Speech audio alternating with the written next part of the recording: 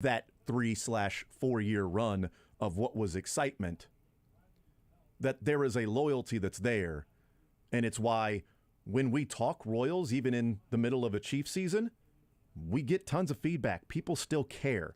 It's still there. It's a matter of choosing your discretionary income as to where you're going to spend that. And you're not going to do it with the organization that you start to lose faith in, the leadership, but not lose fandom in what it means to watch the boys in blue out there, whether they're in Chicago or in Minnesota or at home against those teams, to watch them, to want to root for them, to want to feel like there's optimism ahead. Because I've said it all the time, sports traffics and hope, and I think Royals fans have continued to be given a message of, hey, here's why you should have hope. Here's why you should have hope. Here's why you should have hope. And often, and way too often, it ended up being Lucy with the football. But I think the loyalty is why you then go back and say, oh, they're selling us hope again? Oh, sure, I'll buy. Oh, here, I'll buy that for $1. Here's some more money. I'll buy some hope. That's great. Let's do it.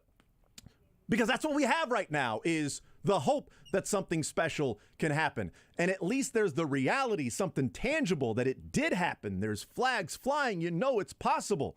Where I never thought it would be possible. And so first and foremost, when I remember Dayton Moore, I'm going to remember 14 and 15 more than anything else. And I understand that many people might look at it and say, yeah, you remember the few years that were actually fun.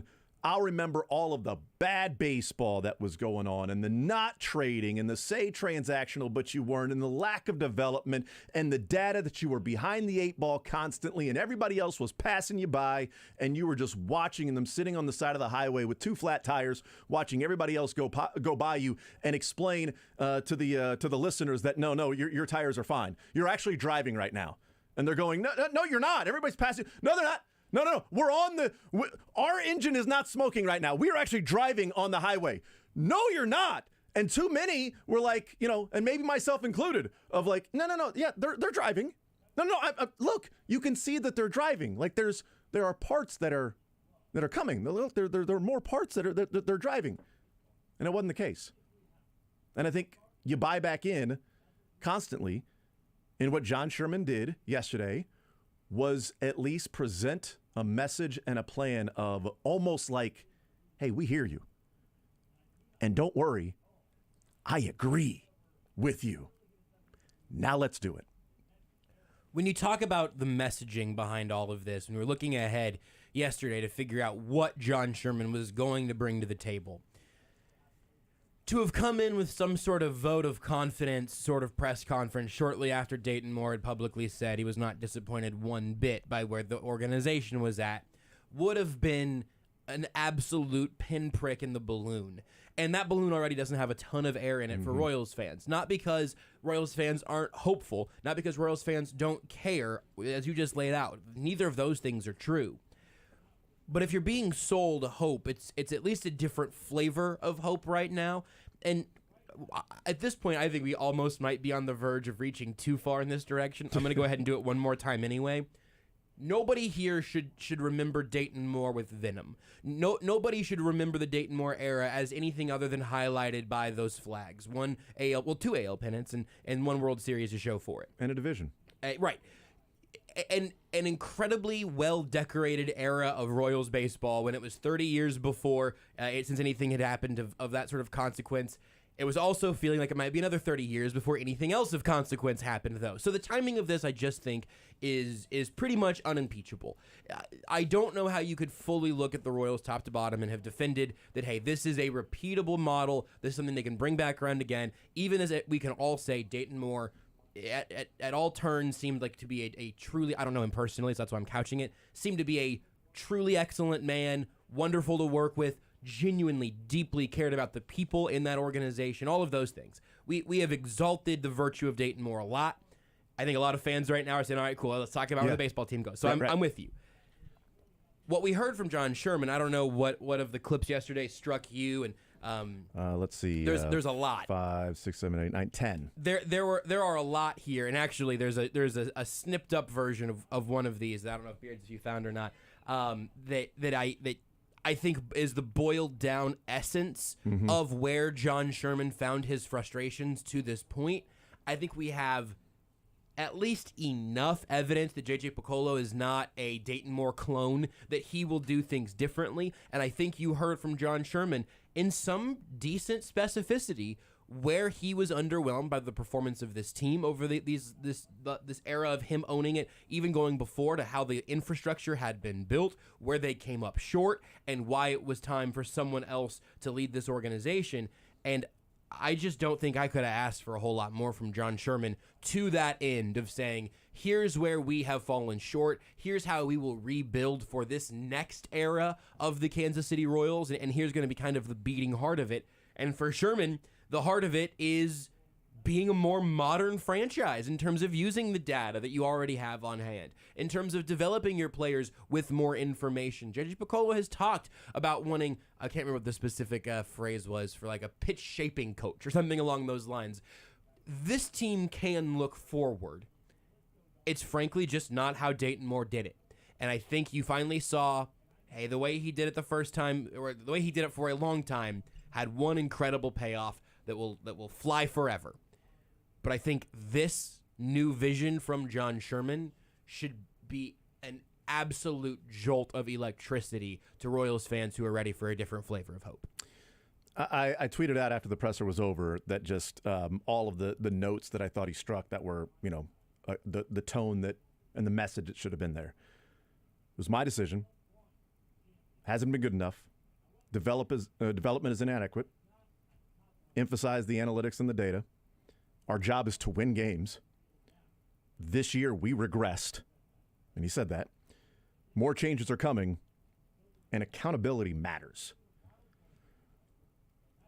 Royals fans have said, stop telling us that this season is progression when it's not. Stop telling us that you're happy where you are, which is what just happened over the weekend. Stop it.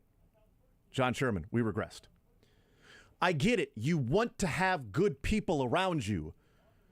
You want those that believe in certain things and values that you find to be important. How about win games? And John Sherman says, oh, yeah, we want to, care about people. Our job is to win games. Boom. Would you please show that you actually understand the data? Boy, he spent a lot of time talking about that. Yep. This team can't develop pitching. Well, we struggled this year, and a lot of it has to do with the pitching.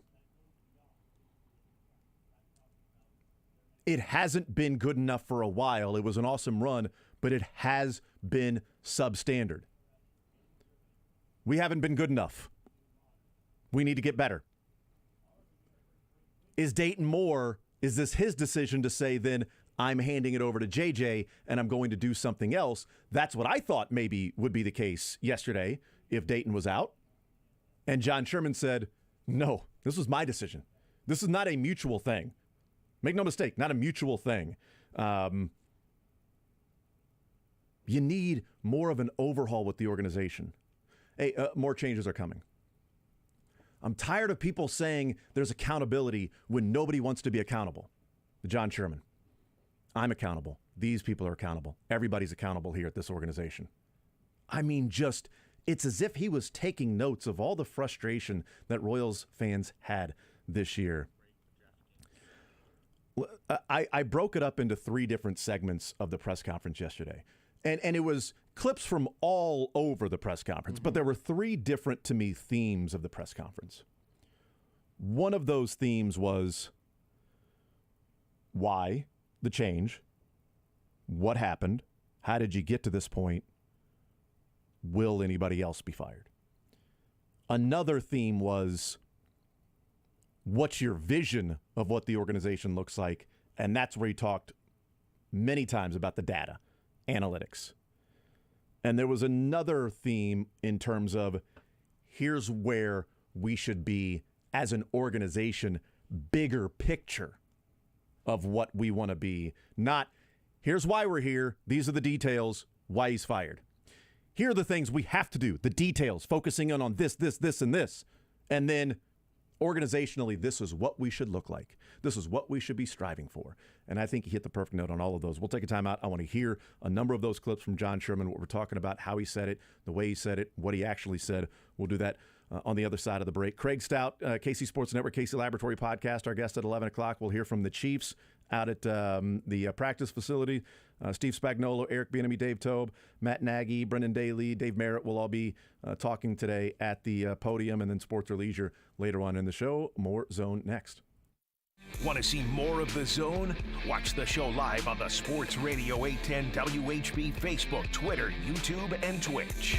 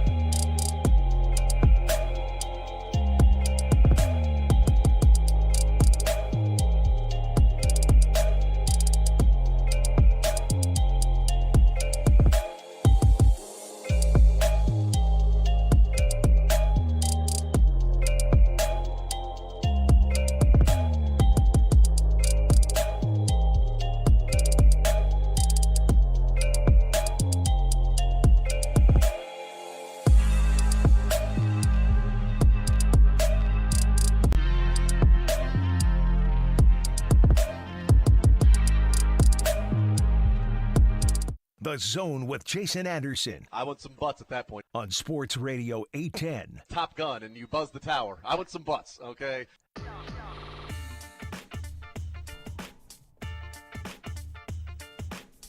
913-912-4810 is the text line. I appreciate the number of texts coming in earlier in the show saying, that number to Jason's doctor that told him he should drink more alcohol, need to pass that along to my wife.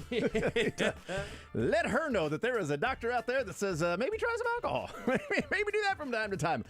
But sir, I don't drink. Maybe try it. It's fun. Take the edge off there, guy. What is this is fun. This is a fun thing that just every once in a while I like to try to get just another little, another one of Jason's nuggets is the only way that I can think of saying it. Okay. Because we're kind of getting to know each other on live radio more and more. So like, what is your vice? Like what's one of your vices where you go, whenever I do just need to take the edge off, I really love being too nice. I mean, just one of my biggest vices just this mother bleeper. Jason's biggest vice is being serious and telling the truth for 1 just second. going out of my way to make sure that everybody people. feels good that's around me is my biggest vice. You can think about it and come back later if you need to. You don't seem like a very viceful man, but No. But like I've learned that I think we're the same way on this. Big talkers, in the radio space, commercial breaks generally try to close that window and just sort of reload some energy a little bit, during a press conference or whatever. My wife's We're biggest listeners. frustration with me is the fact that we don't talk enough. Honey, the podcast is right there for you. I don't know what to tell you. Listeners' biggest frustration with me is that I talk too much.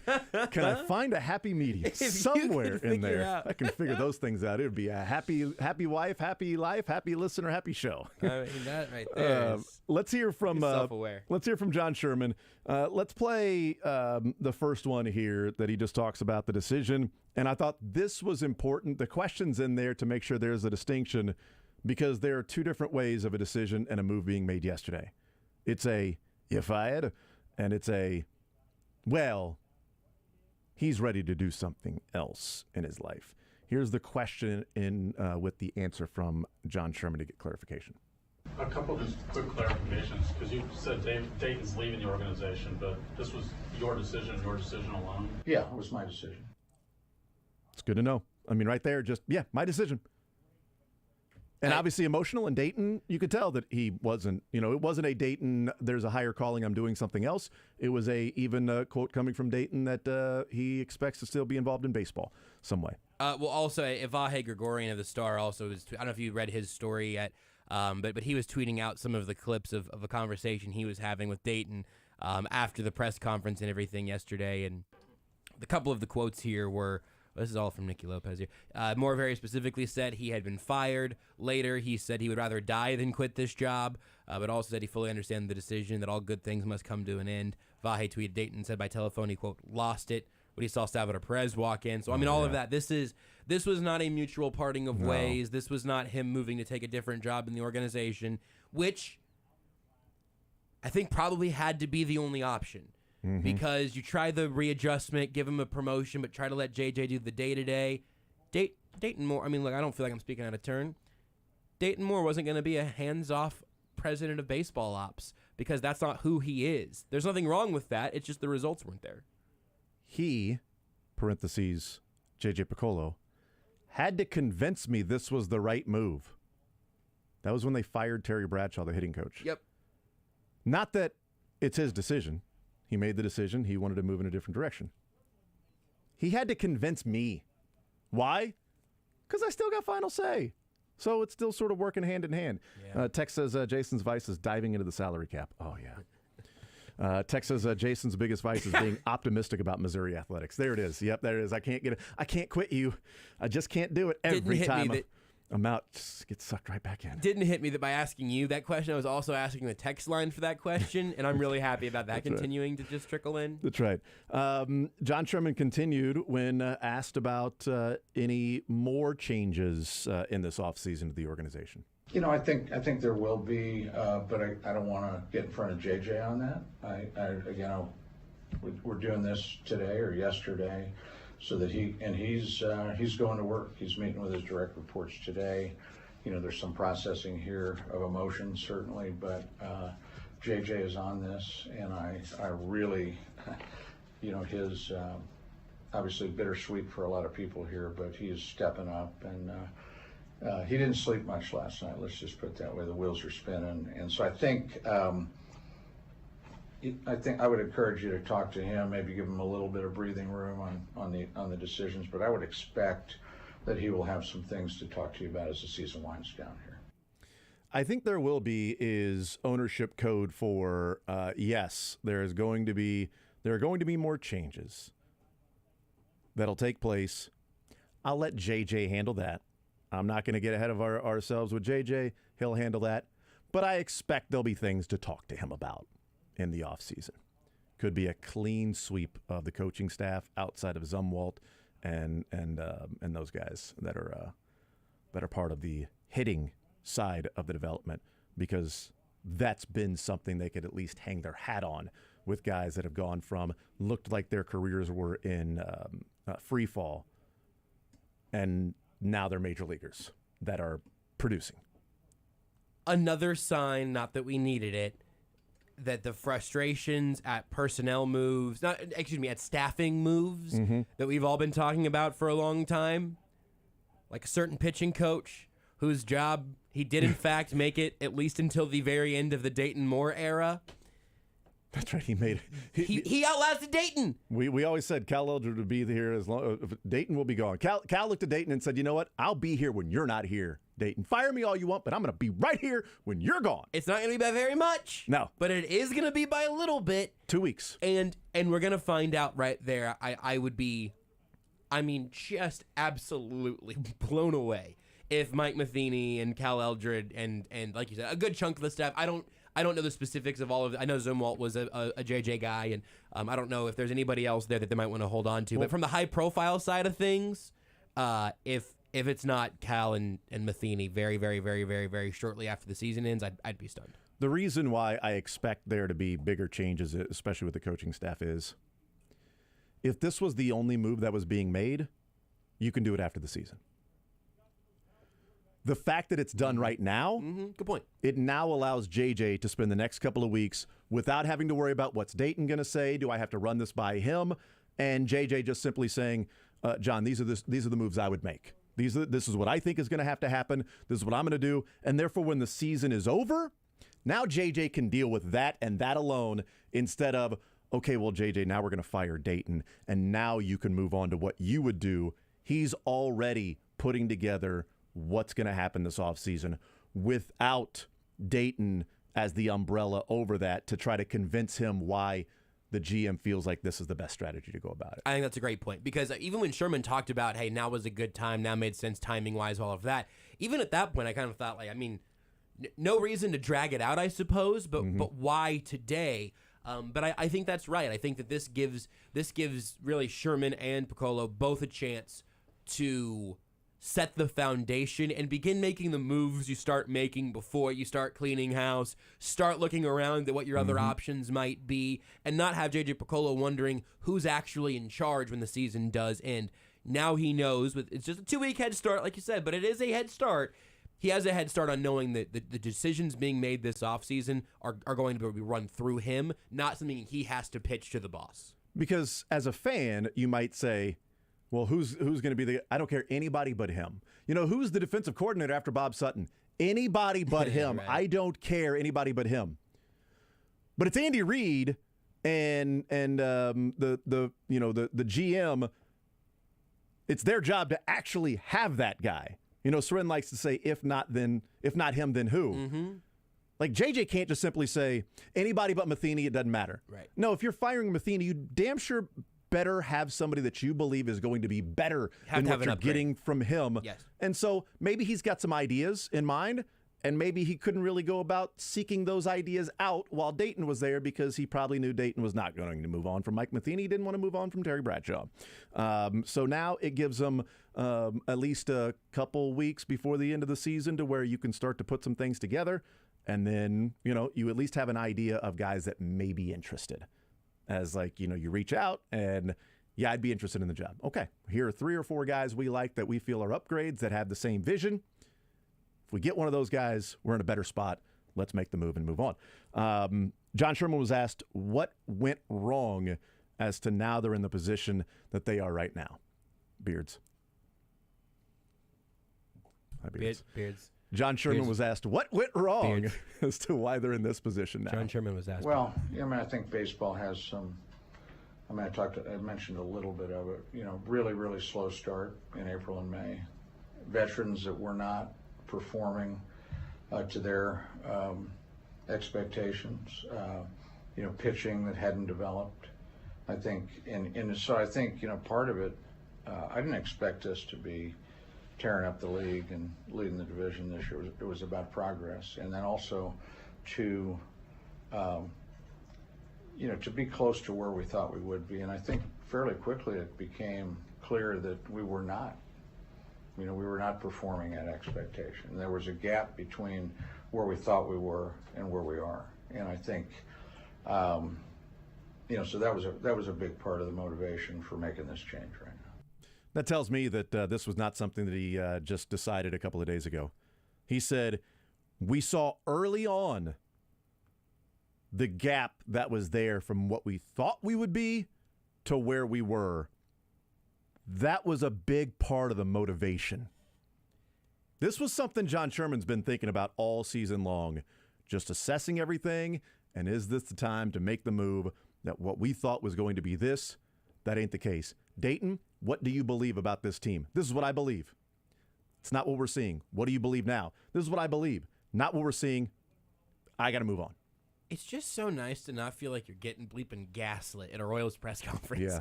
Because, and look, man, again, hey, I'm doing the thing I just said I wasn't going to do. I'm not going to do this all day. Dayton Moore clearly cared. I don't think Dayton Moore went to a press conference for the purpose of trying to gaslight Royals fans. Right. I just think by the end, it's what was happening. He was saying we're not disappointed. We are making progress. Everything is fine. And everyone who's been paying attention to the Royals said that's not true. Why would you even say that? You make yourself sound foolish. You make us feel like you think we're stupid.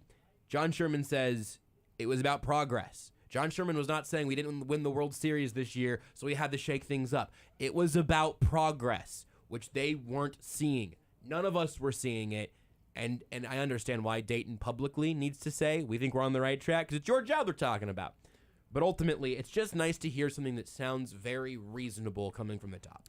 I want to play a couple more clips, and then I know we got to get to break, but this has to do with JJ specifically, okay? Because I know there is the skepticism out there of, well, JJ has been there with Dayton. This is just Dayton 2.0. A fair question to ask, especially 100%. if you aren't inside the organization. I absolutely think that's fair to wonder what the future is going to be, if it's going to be more of the same. So here is John Sherman weighing in on the changes he wants to see. To me, it's about results. I'm really going to rely on Dayton and his team to prioritize those things, but it's really about getting better and getting better in all aspects.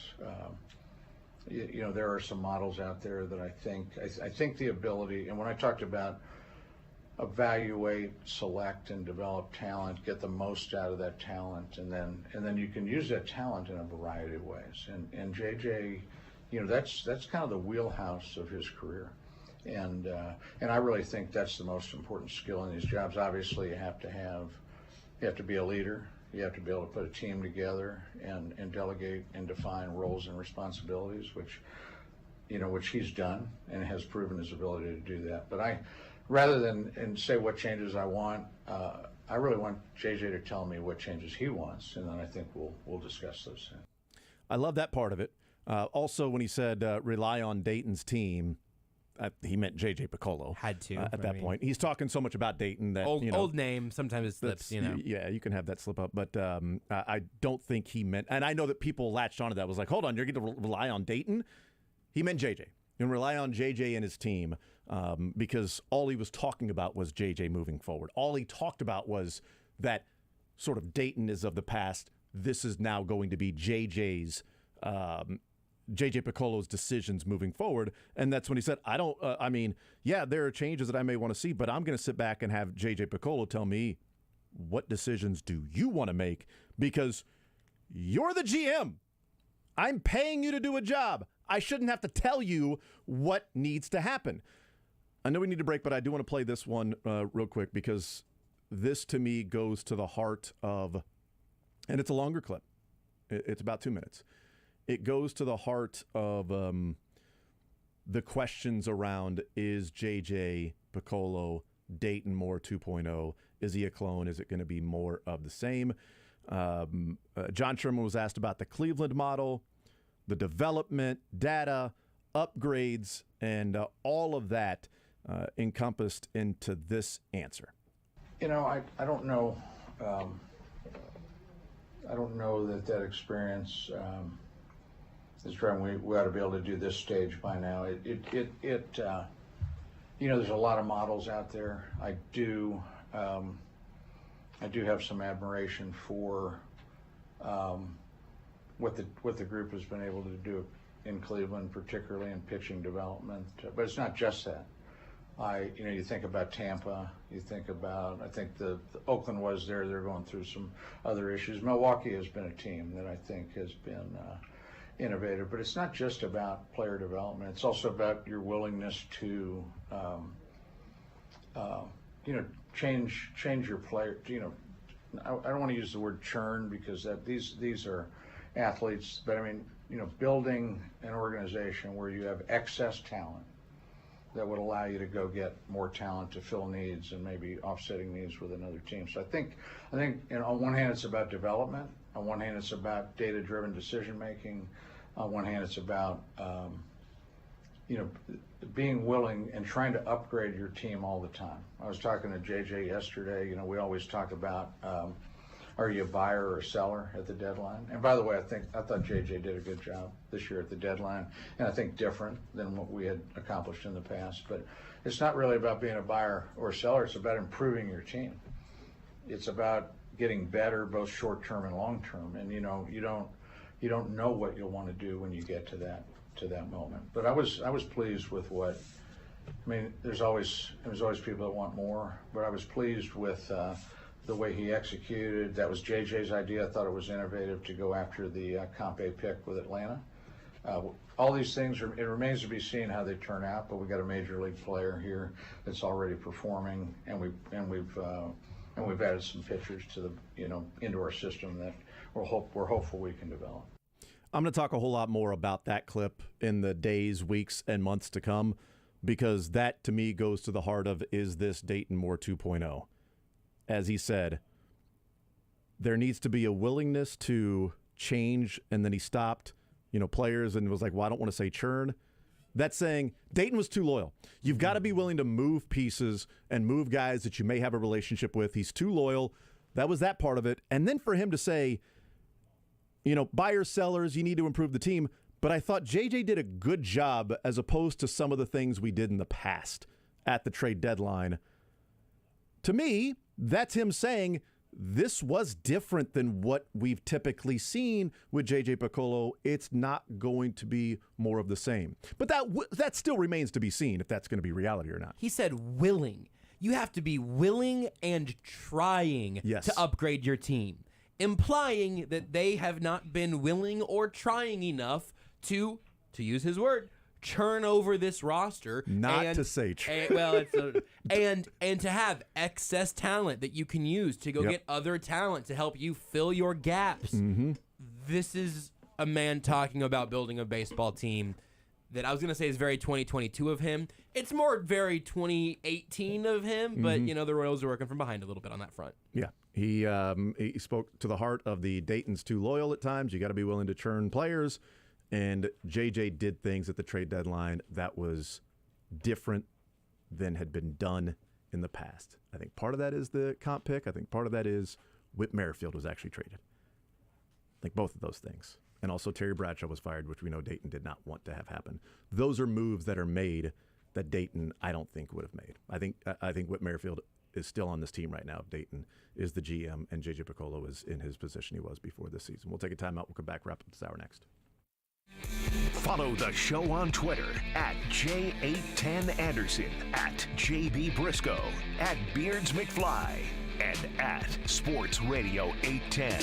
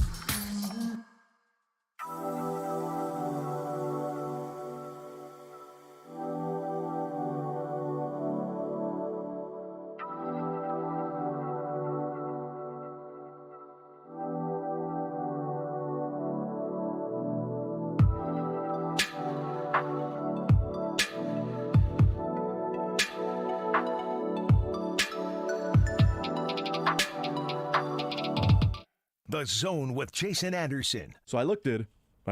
Weekdays from 10 to 2 on Sports Radio 810 WHB. All right, that wraps up this hour. We got a lot of Chiefs on the docket moving forward. We'll talk with Craig Stout, KC Sports Network, coming up next. Get his thoughts on the win last week against the Chargers. And then, he's a big defensive guy. He likes the defensive side of the football. So what now with no Willie Gay? And I do think there's a little bit of a positive spin in terms of they have had some time to prep and plan for this. Andy Reid said they got a heads up. Andy Reid said they expected it around this time that it would take place. So maybe some advanced scouting for these 4 weeks without Willie Gay.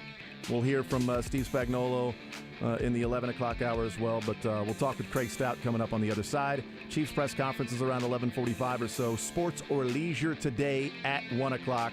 Still tons and tons to get into as we roll on this Thursday edition of The Zone. Ready to change your life?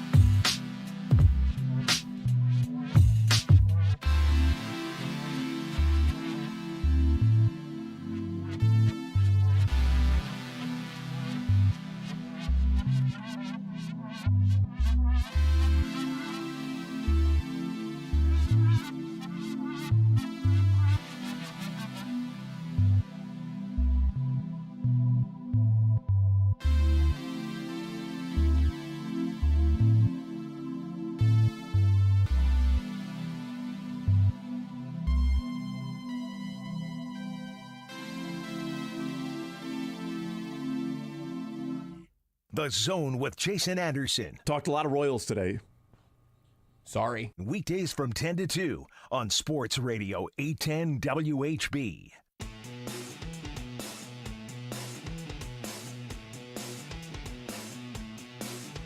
All right, welcome back here in the Zone right here on Sports Radio 810 WHB. We'll hear from the Chiefs coming up later on this hour, from the coordinators and some positional coaches as well. Right now, let's talk some football, some Chiefs football with Craig Stout, KC Sports Network, KC Laboratory Podcast, joining us here in the Zone. Craig, what's up, man? How are you today? I'm doing fantastic. The Chiefs defense is playing well out of the gate under Steve Spagnuolo. I can't ask for much more out of my team right now. I know you love watching the defense. It seems like whenever I'm reading something, I feel like if I'm going to KC Sports Network and I'm looking up different things, I'm like, well, here's a defensive article. That's Craig. Yeah, it's me. It's me. I love the defense, love talking defense, and I love the way that they're playing out of the gate with so many young players. Awesome. So we'll get into that here in just a second. But your reaction to just the win for the Chiefs and starting 2-0 when it wasn't easy on Thursday night, but they found a way to get it done. No, it wasn't easy at all. You know, and sometimes you're going to have some of those Thursday night division game like that. That's to be expected in some regards. I was very happy to see on a day that the offense clearly wasn't at its best. This is kind of maybe what we expected, maybe not quite as bad as it was, but kind of what we expected, taking some time to gel with so many new pieces on the offensive side of the ball. It's not, out of the ordinary that they acted that way, but I was very pleased to see when the offense was really struggling there in the second half, the defense was able to step up.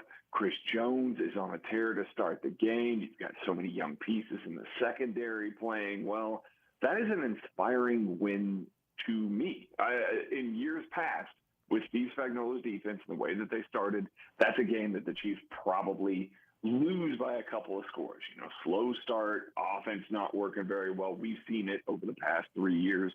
So that's a gutty, gritty victory. Shout out to Jalen Watson for being Johnny on the spot there on that 99-yard TD. But I was very pleased because I'm not sure that's a game over the past 3 years that the Chiefs win this early in the season.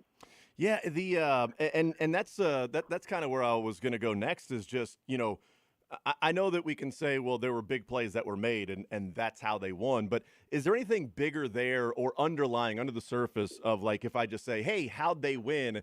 And the answer isn't just, well, they got a pick six and they made some big plays. But, like, that last part is interesting of, years past in the beginning of the season, maybe they don't win that game. So if you're looking at it and sort of constructing this, like, how did they pull that off? They pulled it off by playing a lot of soft zone on defense. Justin Herbert and that offense want to get the ball out quickly. It's part of the way that it operates. Once it works through its progressions really quickly, gets to the check down really quickly. And so by playing maybe a little bit more of a cover two zone, sitting a little bit deeper, you take away, his first and second read. You force him to get to Eckler quicker, get to, somebody in the flat a little bit quicker, and then rally to the ball to try and make the tackles. And we saw them, by and large, maybe outside of Willie Gay, I think everybody remembers all those missed tackles by him, but by and large, everybody did a good job of collapsing on everything and forcing, short yardage situations. And then they got into third and short, and they did an exceptional job on third and short on defense. Did a good job taking away quick passes by playing man coverage. The linebackers did a great job of filling gaps against the run game.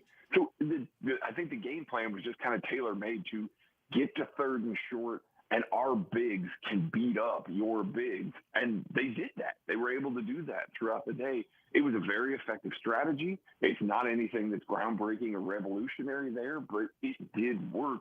And I think part of that comes with the personnel, the mentality, the physicality that they added on defense this offseason to try and be able to just say, hey, listen, we're not going to do anything complicated early, but we're still going to be physical and we're still going to beat you up. They scored with 9:52 to go in the third quarter with their first drive, that opening drive of the second half, and took that 10-point lead. And it was, okay, this is a little worrisome at that point. Mm-hmm. But the defense for the Chiefs from that point forward, they gave up in the next 5 possessions, 1, 2, 3, 4, 5. In the next 5 possessions, 4 of those combined for 1 first down. And the one possession where they got multiple first downs, they got the pick 6, which in turn, almost allowed Andy Reid to make the decision of, I'm going to kick the field goal on 4th and goal from the 1 because of the way the defense was playing. 2018, there's no way he can kick the field goal there, right? No way at all. 2018, this offense is full throttle. Andy Reid is pulling out all the stops. We're gonna see everything possible to try and put points on the board and put them on the board quickly.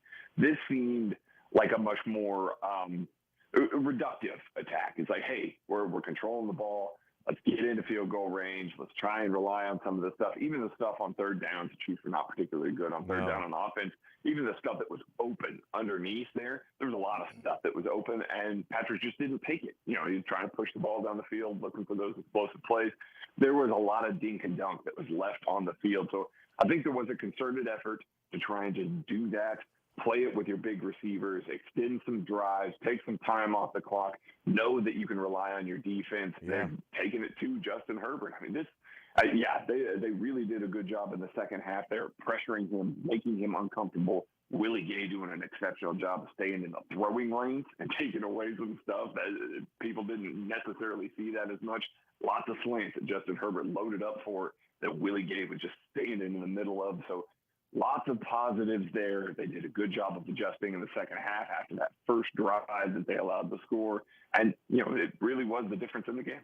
Well, we are having this really nice dance right now because the very next place I was going to go was Willie Gay. So you led me down that path. Craig Stout is our guest. We know we are missing literally number 50 on the field as the Chiefs are. But what are they missing without number 50 on the field? I mean, they're probably going to miss a lot of what they're doing schematically by alignment, things like that. Willie Gay and L'Jarius Sneed are the 2 highest blitzing players on the Chiefs defense. Willie Gay has blitzed over 8% of the time. L'Jarius Sneed over 10% of the time. There is a passing down and they are on the field. So those guys are bringing the heat from the outside. And I say that to say that's because they're playing a very similar position. I know that Willie Gay is a linebacker, but Steve Spagnuolo has been aligning him further and further outside. He's actually playing a lot of slot cornerback as a linebacker with outside leverage. So he is way out there in the slot. That is not what Steve Spagnuolo has done in the past. I think everybody remembers, Nick Bolton and Anthony Hitchens in the nickel. They are lined up next to each other. And, they were pretty tight alignment behind, in the tackle box. They are splitting it wider against a lot of these teams. It could just be that they're playing the Chargers and the Cardinals that way, but they've been trusting Willie Gay to kick out into the slot. There's not another linebacker on this team that I think that Steve Spagnuolo trusts to both have the athleticism to do that against a lot of slot receivers and the mental processing and the coverage chops to be able to do that against slot receivers. Willie Gay has an innate ability to do both of those things. So that's what they're really going to miss. I know that everybody's going to focus on the sideline to sideline range, things of that nature. And yes, that's there. We're going to miss that. coverage ability and how they've aligned him, the blitz packages from those alignments, and the ability for him to drop into coverage from the slot is going to be the single biggest thing that they are going to miss, because there's going to be a lot of slot wide receivers now all of a sudden that are coming up here. Devontae Adams likes to line up in the slot. Chris Godwin, Mike Evans line up in the slot. Then you cut the Bills, who everybody in that receiving corps can line up in the slot, and they're all really, really good players. Now all of a sudden you don't have a guy that you trust as much in that situation. You're going to have to rotate his safety down. That changes your coverage scheme pretty dramatically. So I do think that that's the biggest spot where we're going to miss Willie Gay on the field. Yeah, that's what I'm fascinated by is Craig Stout's our guest from KC Sports Network, KC Laboratory Podcast. I'm fascinated to see what Spagnuolo does, because there's a couple of different, schools of thought that you can just simply plug and place. Next man up. Is it Darius Harris? Is it Chanel? Is it whoever? Elijah Lee that steps into that Willie Gay role, and you just simply play the same way you would have played. Or it takes a village, that you're doing a lot of different things. You're playing off scheme a little bit than what you would traditionally want to do in these games, but you got to find a way to work around not having that guy on the field. It sounds like, from your perspective, that you expect Spags to go the latter, that it'll be, rolling a safety down into the box. It might be Harrison Bolton from time to time. It might be just Bolton out there on the field, from time to time in the game. So is that what you expect, is that different personnel packages, different ways of playing and scheme changes that we might see the next 4 weeks because Willie Gay's not there, as opposed to just, well, who slides in for Willie Gay? It's Darius Harris, and then we'll move on. Yeah, I don't think we're going to see Darius Harris out in the slot. I don't. And I like Darius Harris. I'm a big Darius Harris fan. That's not his forte. That's not where you want him. That's not something that you want to see a lot.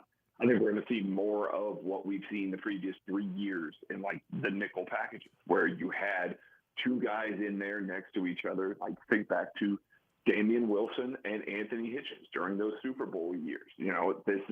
That was the grouping that was in there. That's not the most fleet of foot grouping, but it is a smart grouping. It plays well between the tackles. It drops into hook zones well.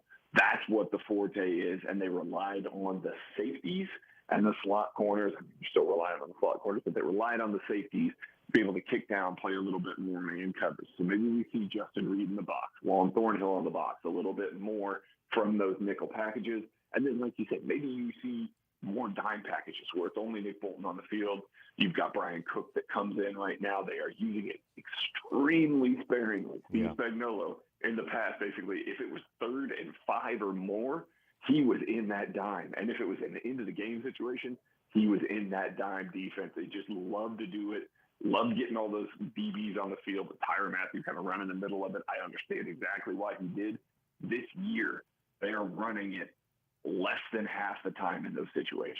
So it's not something that they are leaning on quite as much, surely because of a young secondary there, but maybe we start to see that a little bit more, because they're certainly going to need somebody who can kick out into the slot a little more regularly. And I do think that we're going to see more of the traditional nickel, and maybe not what we've seen through the first 2 weeks out of Steve Spagnuolo and company.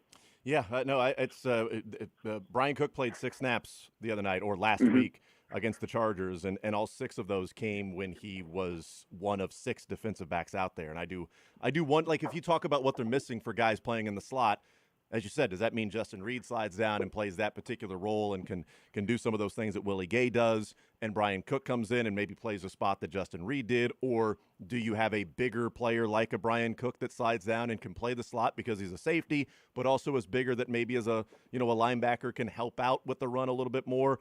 I'm fascinated to see how they would utilize Brian Cook in this situation, or if they have ultra trust in Darius Harris. And the thing that I do think there is an advantage here, Craig, is Andy Reid said it, and I'm expecting Steve Spagnuolo to say it here in a little bit, that, they had a heads up.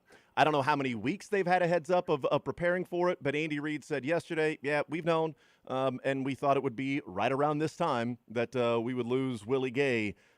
This is not an injury all of a sudden. He's out for 4 weeks, that he's placed on IR like Trent McDuffie is. Well, now how do you replace Trent McDuffie? Well, they've known, and they've kind of had an idea of how to plan and prepare for these 4 games and these opponents without Willie Gay. Yeah, absolutely. And that helps. You know that they've done some advanced work on the Chargers. Andy Reid talked about that, said that they looked a little bit beyond that week 1 game. And boy, they didn't look like they did it all. But still, the point remains that they did a little advanced work. If they knew that that was the case, that gives those advanced scouting departments enough time to be able to sit down and say, okay, so here are the adjustments that we need to make. Hey, Steve, here's a game plan that we can help. The quality control coaches can step in and say, here's where we can use this guy, this guy, this guy. And if they knew even as early as before they had to do cut down, it makes a lot of sense why Darius Harris was such a priority to them. A guy that can play Mike, can play Will, can play in the dime. I mean, he should have made the team regardless, but it makes a lot more sense why you look at that guy and you place a premium on him, knowing that you're going to potentially be missing Willie Gay Jr. for a little while here. So, yeah, I can definitely see that. I can definitely see how it's going to help. And Darius Harris knows the system. And I know that I personally thought that it might be Elijah Lee because Willie Gay Jr. had to step out. Elijah Lee was the direct replacement for him earlier this season when Willie had to step out for a snap or two. Elijah Lee was the guy to replace him. So I wondered if we might see more Elijah Lee in that scenario. Now, all of a sudden, we turn around. The coaching staff is talking about Darius Harris. Nick Bolton is talking about Darius Harris. I have a feeling it's going to directly be Darius Harris. They've certainly been planning for this for a little while. So I hope the results are good when they get him on the field. Yeah. Visiting with Craig Stout, KC Sports Network, KC Laboratory Podcast. One other point on the defense is that there is no Willie Gay, and we know Trent McDuffie. So for the next 3 weeks, they're going to be without Willie Gay and Trent McDuffie. And Michael Dana did not practice yesterday and has the calf injury. So it's not just Willie Gay out of the game. It's 3 guys that are, Gay and McDuffie would play, 70, 80%. McDuffie probably at 95, 100. And Dana is a good rotational piece who they like. That's 3 guys that at some point in the game, probably 30, 40, 50% of the time would be on the field together that are not going to be out there. Or, excuse me, that may not be out there. Dana did not practice. I'm concerned about Dana not practicing, and so we'll see with that. Yeah, Mike Dana is a pretty sneaky loss for the Chiefs defense if he doesn't get to go or if he's hurt for any amount of time here. Mike Dana's been the guy to rotate in at 3-tech in some of these lighter nickel packages that they've been using here. I know that everybody looks at that and it's like, okay, so Chris Jones, you got Derek Nottie next to him, and Frank Clark and George Karlaftis on the outside. That's your 4. That's who you're rotating in with. Chris Jones needs a breather. Even some situations where Chris Jones is on the field, Mike Dana has been playing a lot of 3-tech. Carlos Dunlap has been playing a little bit too, but Mike Dana has been playing a lot of 3-tech. And Mike Dana, according to what I've sat down and charted, has a 7.7% pressure rate. That's ridiculously good for the amount of snaps that he is playing right now. He's been a very effective situational pass rusher. He's getting pressure from the middle. He's getting some pressure off the edge. He's not necessarily somebody that you're going to turn to and be like, that's a cornerstone pass rusher, but he is a significant contributor in this defense and a significant contributor to what Steve Spagnuolo has done, because he's been pretty solid against the run on the interior as well. So replace him with a Turk Wharton, somebody like that. You're still going to get the pass rush juice, but you may not get the same run defense in the middle. That sends ripple effects through the defense as well. Guy just played a lot of snaps, has been effective. Hopefully that's not a long-term thing for the Chiefs. Craig Stout, KC Sports Network, KC Laboratory Podcast is our guest. We talked with Matt Lane last week, and one of the things I brought up with him was, at first watch live, I didn't think the Chiefs' defensive line or pressure was all that good. The second watching it again, the condensed game, the all-22, I came away more impressed. I'm like, okay, yeah, I see what they were doing, and they got home a number of times, and I was impressed by the different things that Spagnuolo did. The blitzes, guys dropping in coverage, showing blitz, then bringing somebody else, the stunts, the twists, the things like that. We had Cynthia Freeland on yesterday, and she said one of the issues for the Colts is that they really struggled, the offensive line, against stunts, which sounds to me like, Spags likes to do that and did it a lot against the Cardinals. And if that's something the Colts struggle against and they don't have a mobile quarterback, then this may be a game to where the sacks maybe match up with pressure percentage on Sunday? Yeah, I am. That's exactly where I'm going with this as well. We are right on the same wavelength here. Carlos Dunlap and Frank Clark. Sports betting's legal in Kansas. If you're in Kansas, I think I'm going to throw some money down on both of them getting a sack. They have been very effective looping rushers, and that's really where the Colts have struggled. I know that everybody looks at it as, Quentin Nelson is an exceptional guard. He is. But the pieces around him, they're struggling to pass stuff off. They're struggling to get, some of these guys picked up. We're going to see a lot of that, especially if the linebacker, if you don't have Willie Gay out there, you're going to want L'Jarius Sneed in coverage a little bit more as a slot defender to help make up with some of the coverage deficiencies that you're going to be lacking there. You're going to see probably less blitzing against Matt Ryan and the Colts. I think you're going to see a lot more four-man rushes. Those stunts make a ton of sense. As it stands right now, the Kansas City Chiefs, and I know, and I've said this to multiple people, and people, it shocks them when they hear it. The Kansas City Chiefs are third in the league in pressure rate. Third in the league. That is ridiculously good. It doesn't feel like it, but they are around 40% pressure rate right now. Now, a lot of that is coming from George Karlaftis. A lot of that is coming from, Chris Jones being a monster on the inside there, Mike Dana having an effective year, but they are doing well pressuring the passer, and the blitz rate has been lower than what Steve Spagnuolo has done in the past. So he's relying on that four-man rush a little bit more. It is being effective. That is the perfect combination against a guy like Matt Ryan to be able to rush the passer, collapse the pocket around him, make him uncomfortable, flood the secondary with coverage because he has been very inaccurate and very poor against pressure. I can see a lot of picks. I can see a lot of sacks. I can see this being a very long day for the Colts offense.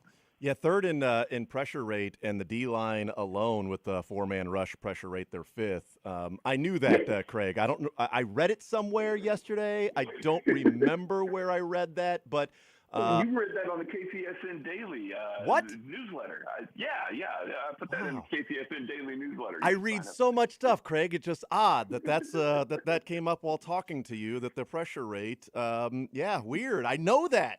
Craig Stout is our guest. Those are the things you get when you go and go to KCSN and the newsletter, and you get the snaps played by rookies that's almost 20%, and you get the yards allowed per play and man coverage and things like that. You find out that the blitz percentage that you're talking about, that Sneed and Willie Gay are the ones that are blitzing a lot. So it throws in, you read that and you're like, oh, Willie Gay's out for 4 games. All right, now how do they change? Good little nugget to know. Yeah. Craig Stout, KC Sports Network, KC Laboratory Podcast. Last one for you. A matchup you're watching on Sunday, and then how do you think the game goes and a score if you've got one in mind? Well, I'm going to go ahead and throw Michael Pittman Jr. into the game here. I know that we're not exactly sure if he's going to be available or not for this game, but just because we're here, I'm going to throw Michael Pittman into the game. I want to see what he looks like against Jalen Watson. I think there is going to be a focus on trying to get Pittman against the rookie and see how he handles things. Pittman is a very, very good receiver, and if Alec Pierce can go, I think Alec Pierce, you're going to see them use him kind of like Mike Williams was used a little bit, post him up against Rashad Fenton and try and get some effectivity out of him there. Michael Pittman Jr., that would leave him on Jalen Watson. That's a big test for a young rookie here. I mean, that Chargers receiving core, pretty good. Don't get me wrong. Missing Keenan Allen makes a giant difference. Now you spin around and you get a guy that's been very effective. He's a very good receiver. That's the one that I want to watch. See if the rookie grows in game 3. He certainly took steps in game 2 there. Yeah, interesting. Jalen Watson versus a receiver. It's almost like I read somewhere where that was a matchup to watch last week against Mike Williams, too. I'm not sure where I read that. Do you have a score in mind, Craig? Oh, I do. I think that this is going to be a blowout. The Colts are struggling right now. They're on the road. It's not going their way. I do think that they'll be a little bit better with Jonathan Taylor and Michael Pittman back, Alec Pierce back, more complement to the offense. They're not going to be blanked like they were against the Jacksonville Jaguars, but this Chiefs offense is too good. They'll roll over that defense, and this Chiefs defense matches up very, very well against what the Colts like to do. I got the Chiefs winning this one 35-24. to 17. 35-17. Got it written down. Craig Stout, KC Sports Network, KC Laboratory Podcast. Craig, you're the man. As always, really appreciate the time, brother. Looking forward to reading some more breakdowns and things like that. And enjoy the football. We'll talk in a few weeks. Sounds good, man. Thanks for having me. All right, there's Craig Stout, KC Sports Network, KC Laboratory Podcast. We'll take a timeout. We'll come back. Shorter segment on the other side. Then we'll hear from the coordinators and some coaches as well from the Kansas City Chiefs out at the practice facility.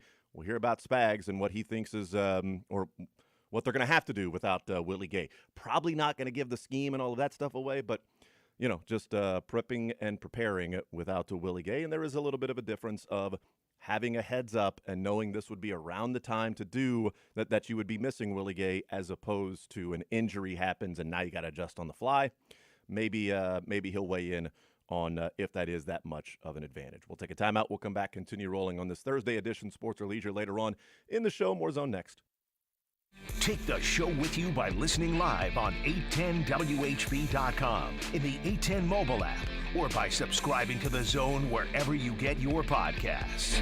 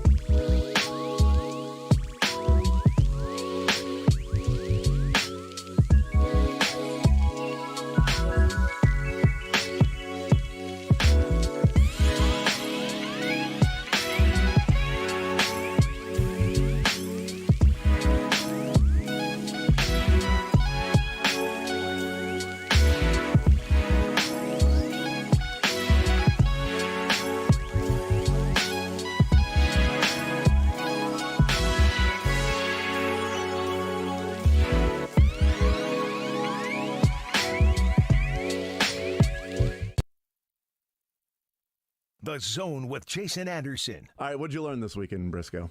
Learn that Beards is a bleep head. Weekdays from 10 to 2 on Sports Radio 810 WHB. I will continue right here on Sports Radio 810 WHB. Thank you to Craig Stout, KC Sports Network, KC Laboratory Podcast. Love the conversations with those guys. I enjoy them because there's three different conversations we have with them. Craig Stout is very much into the X's and O's, and especially on the defensive stuff and the all-22 breakdowns and things like that. Matt Lane is a little bit of that and also sort of bigger picture. And I love talking to Kent, as Kent's more of the, okay, here's what all of this sort of means. Here are the things you can take away from this. This is what the team is looking at. This is how they're playing. And so it's the same sort of podcast and the same website, but three different views on the Chiefs. And so enjoy talking all of them different times because you get something different. And this was a good week to have Craig Stout on just because of the breakdown of the intricacies of here's what Willie Gay specifically is doing this year, that Steve Spagnuolo is using him this way, that there ain't a guy on the team that's going to be able to do that. So how do the Chiefs then create some of what they've been able to do with Willie Gay? And just interesting to hear, his talk of like, well, against the Chargers, Willie Gay was doing this, and Willie Gay did this, and this didn't show up during the game, but on film, this is something else Willie Gay did. And I'm hearing that, I'm going, oh, bleep. It's like, well, Willie Gay on this play, like he was in this position, and that took away that throw. Therefore, pressure got to Herbert or whatever it might be. And Craig's like, you're not going to be able to do that. So now what does Spags do? But again, I do think there is an element of a positive in that if somebody's going to miss 4 weeks, at least you've been able to plan for it a little bit. Like I hope somebody asks Spagnuolo that, and I think they probably will. Because I'm curious to see, and he's pretty candid. So I'm curious to hear what he would have to say, if that is much, or if it's one of those to where we make it out to be more than it is, where they probably, if they're worth their money, have ideas of if anybody goes down, here's the adjustment. Chris Jones is going to miss the second half. Well, here's the adjustment we already have ready to go, and things like that. So I am curious if what Spagnuolo would think of having a little bit of a heads up and being able to prep and prepare that Willie Gay's not going to be there for 4 weeks. I don't think that there is a very easy way to overstate how much this is going to impact things, while it also doesn't have to mean the Colts are going to put up 35. 34 then? 34 maybe. Guaranteed. They're not going to get a point over 34. Lock it up. I am worried about what this is going to look like against Tampa Bay and Buffalo, much more so. We're going to get a taste against Indy where I think you can see this impact the defense in a negative way without it leading to a loss.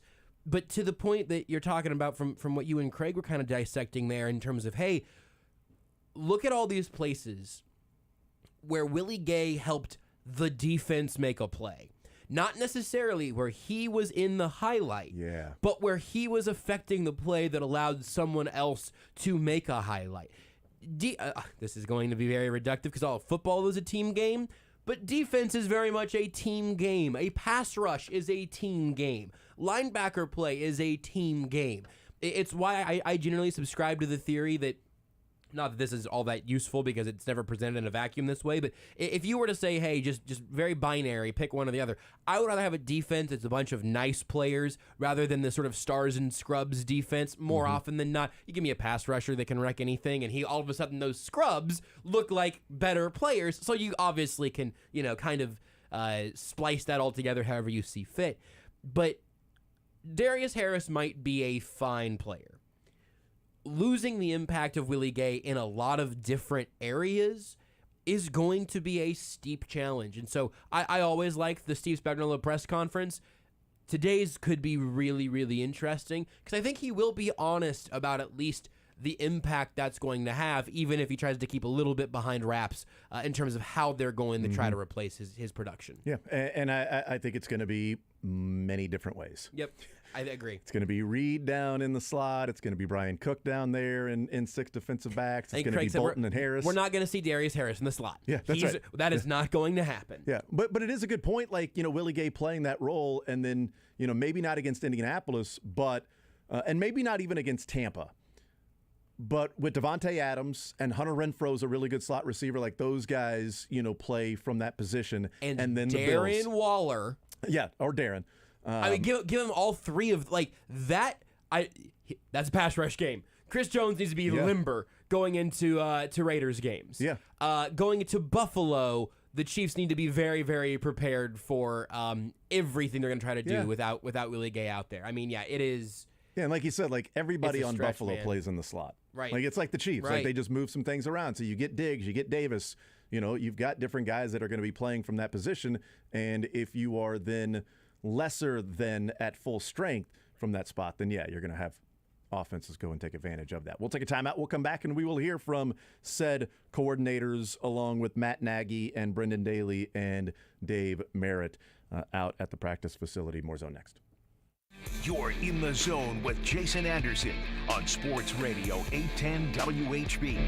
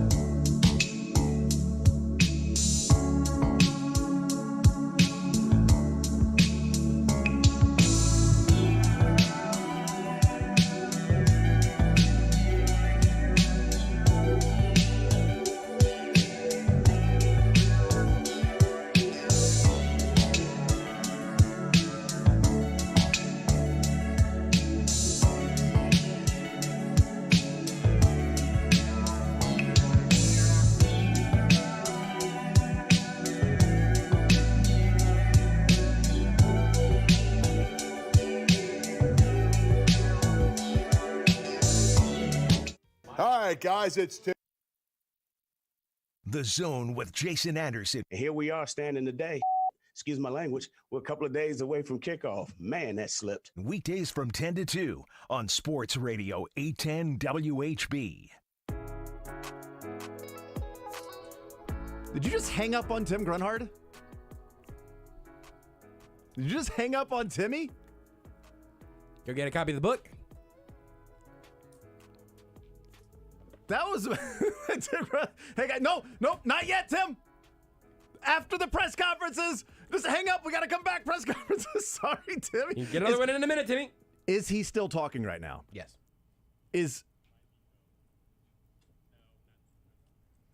I wonder if he's talking right now, Tim Grunhard. Somebody's at the podium right now. It is. You'll see Grunny at Robert Robinson, by the way. It is just the injury report going on. I shouldn't say just the injury report. I'm not sure who is injured other than Michael Dana missed practice yesterday. Butker missed practice yesterday. And here's Dave Doe. Dave, last week after you lost Harrison, you had a few guys in, but you picked Amendola. Why Amendola? Was it about him? Yeah, we brought 6 guys in. Don't ask me all the names right now, but we brought 6 guys in. He was one of them.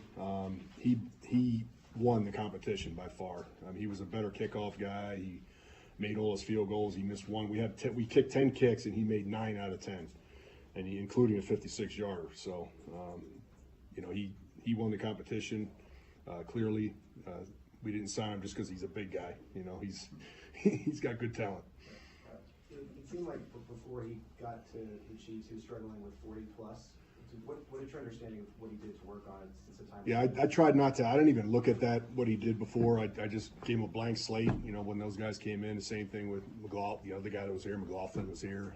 But he came in. He just did a good job, and right now he's being consistent in practice too. So, we're happy where he's at. I had a chance to talk to him yesterday. He said he got to go and kick in the stadium. Yep. Like on Tuesday, I think maybe a little more comfortable for him to go up there. How important are things like that when it was a short week and he didn't even know if he was? Yeah, the more he didn't get a lot of operation with our snapper and our holder, and that was just one of those days where we were able to do that. Plus, we were able to knock out the stone of going up there and having him see it and visualize what's it going to look like for him, and I think it helped him. He did have the one little hiccup, I guess, was the delayed game. Yeah. He said he couldn't hear anything. He thought there was going to be. He was waiting for a whistle, and there was once they give you the ball, and once they give you the ball, the clock was going. Especially during the end. It wasn't like the beginning of the game where you get a whistle and he just lost track of that. Not a big deal, But I was like, yeah, are you going to kick the ball? I think everybody was. But. So this week, Harrison's still not going to practice today. It's only Thursday. Are you leaning towards Matt's going to have to be here? Yeah, Matt's here. He's going through practice. If Butker can't go, Butker's working his butt off. He is in there, and he's attacking this just like he attacks practice and everything else, and that's his personality. He's doing everything he can to get back, and Rick and his staff they're doing a good job of getting the swelling out. The swelling was really bad in his ankle. It went all the way up, and the blood went all the way down to his toes, and it was pretty ugly. So, they're getting the swelling out of his foot, and he just needs time. He just needs time to get that thing healed up. Less about the injury. How much is this, can you sense, is like killing Butker? Oh, it's killing Butker. Yeah, he doesn't like to miss anything. He certainly doesn't want to see somebody else doing his job, and he's going to get back as soon as he can. Is he the kind of guy that can, like you do have one more day of practice to go, but is he the kind of guy that can go into a game even with all the missed time if needed? Yeah, Rick's got him down there kicking. He's trying to do one steps and stuff like that. So, Butker's very talented. If he's close, he's better than a lot of people. So we'll just leave it at that. Like he's kicking, but he's still doing the swelling. Yeah, he's doing one step. He's not attacking. Like when his plant foot, when he comes down hard, especially on kickoffs, and that's how he hurt his ankle. But if he's trying to come back, he just one steps. He doesn't even take a step. He just has his foot planted and just kicking. So He's trying to get that back. I mean, he's not there yet, so it's going to take some time. After 2 live looks, how have you felt Sky? Excuse me? After the 2 live looks, how have you felt Sky's been doing as far as a punter? Sky's doing a good job. I mean, he's made some great decisions. That fair catch that he made when we had him backed up, and that short punt that the guy had, the sky ball, I mean, it went up really high and short, and he went all the way up there and caught it. I mean, and that was impressive for a rookie to go up there and in a crowd, and go up there and make a fair catch and save us all that yards. If that ball would have hit, it could have rolled. I mean, who knows how far down the field. And he saved us all that yardage and ended up being, think of like a 34-yard net, backed up, set up our offense in great field position. So that was a big play for us. When you mentioned just what Harrison does with his plant foot, do you feel like just mentally he might have to get over something as well? Sure. I mean, anytime you have an injury, you have a guy coming off an injury, he's got to get over the mental hurdle of, how he hurt it. And, it's the same thing with the guy hurts a knee. Same thing as how's he going to take a hit. I'm sure there's going to be a part of that is going to be going on in his mind. But he's a pretty tough guy, and Rick will have him back. The training staff will get him back to where he's ready to go. With the indoor conditions, do you think you might be able to kick a 50-yarder with Amendola being up there in Indiana? Yeah, we're indoors. Wind's not a factor.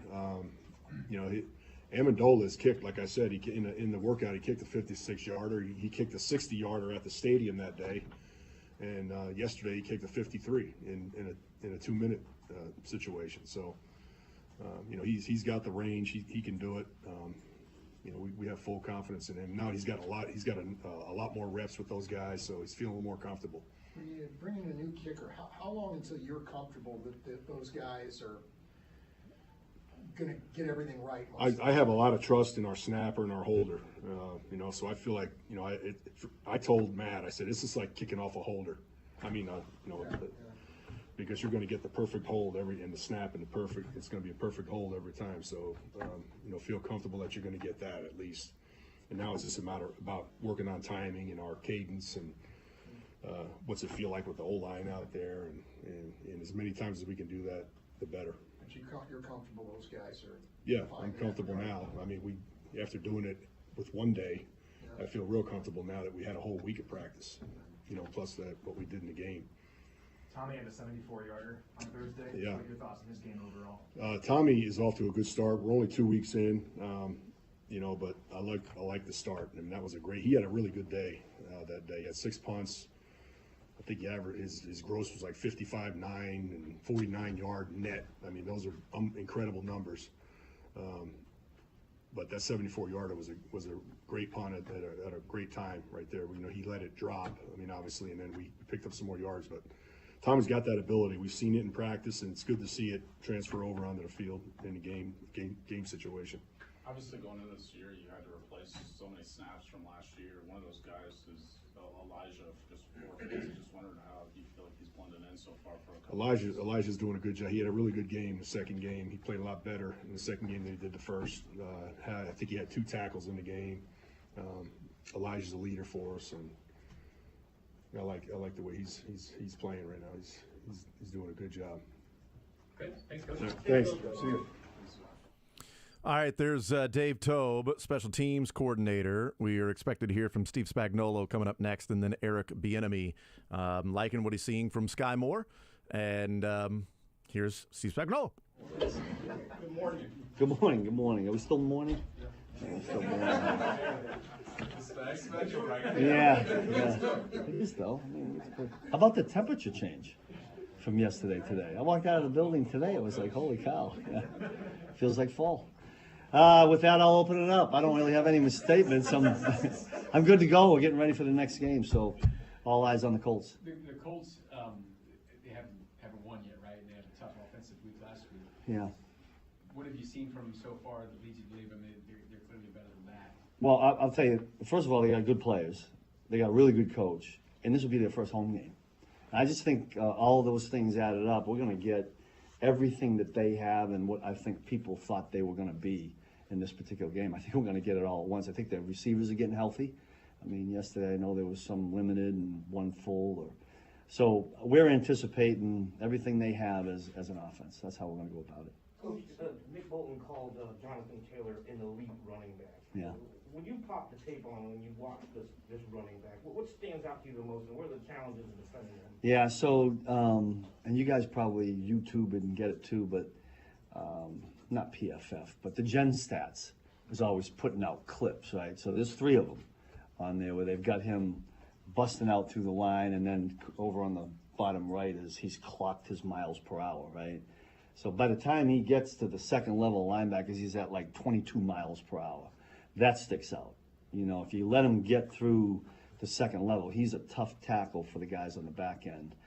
And then aside from that, I mean, even last week he ran over a safety. He's got power, he's got speed, right?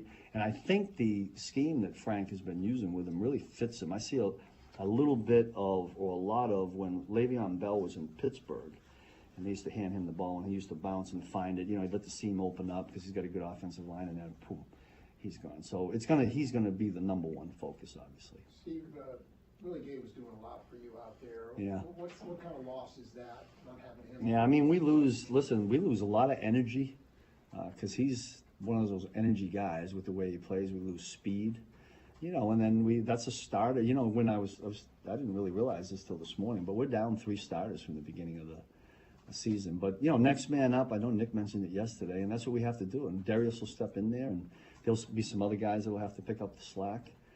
But we'll miss Willie. What are your expectations for Darius? I tell you what, I'm fired up to see Darius out there. I'm really happy for him that he has this opportunity. You're talking about a guy that's been here for a number of years.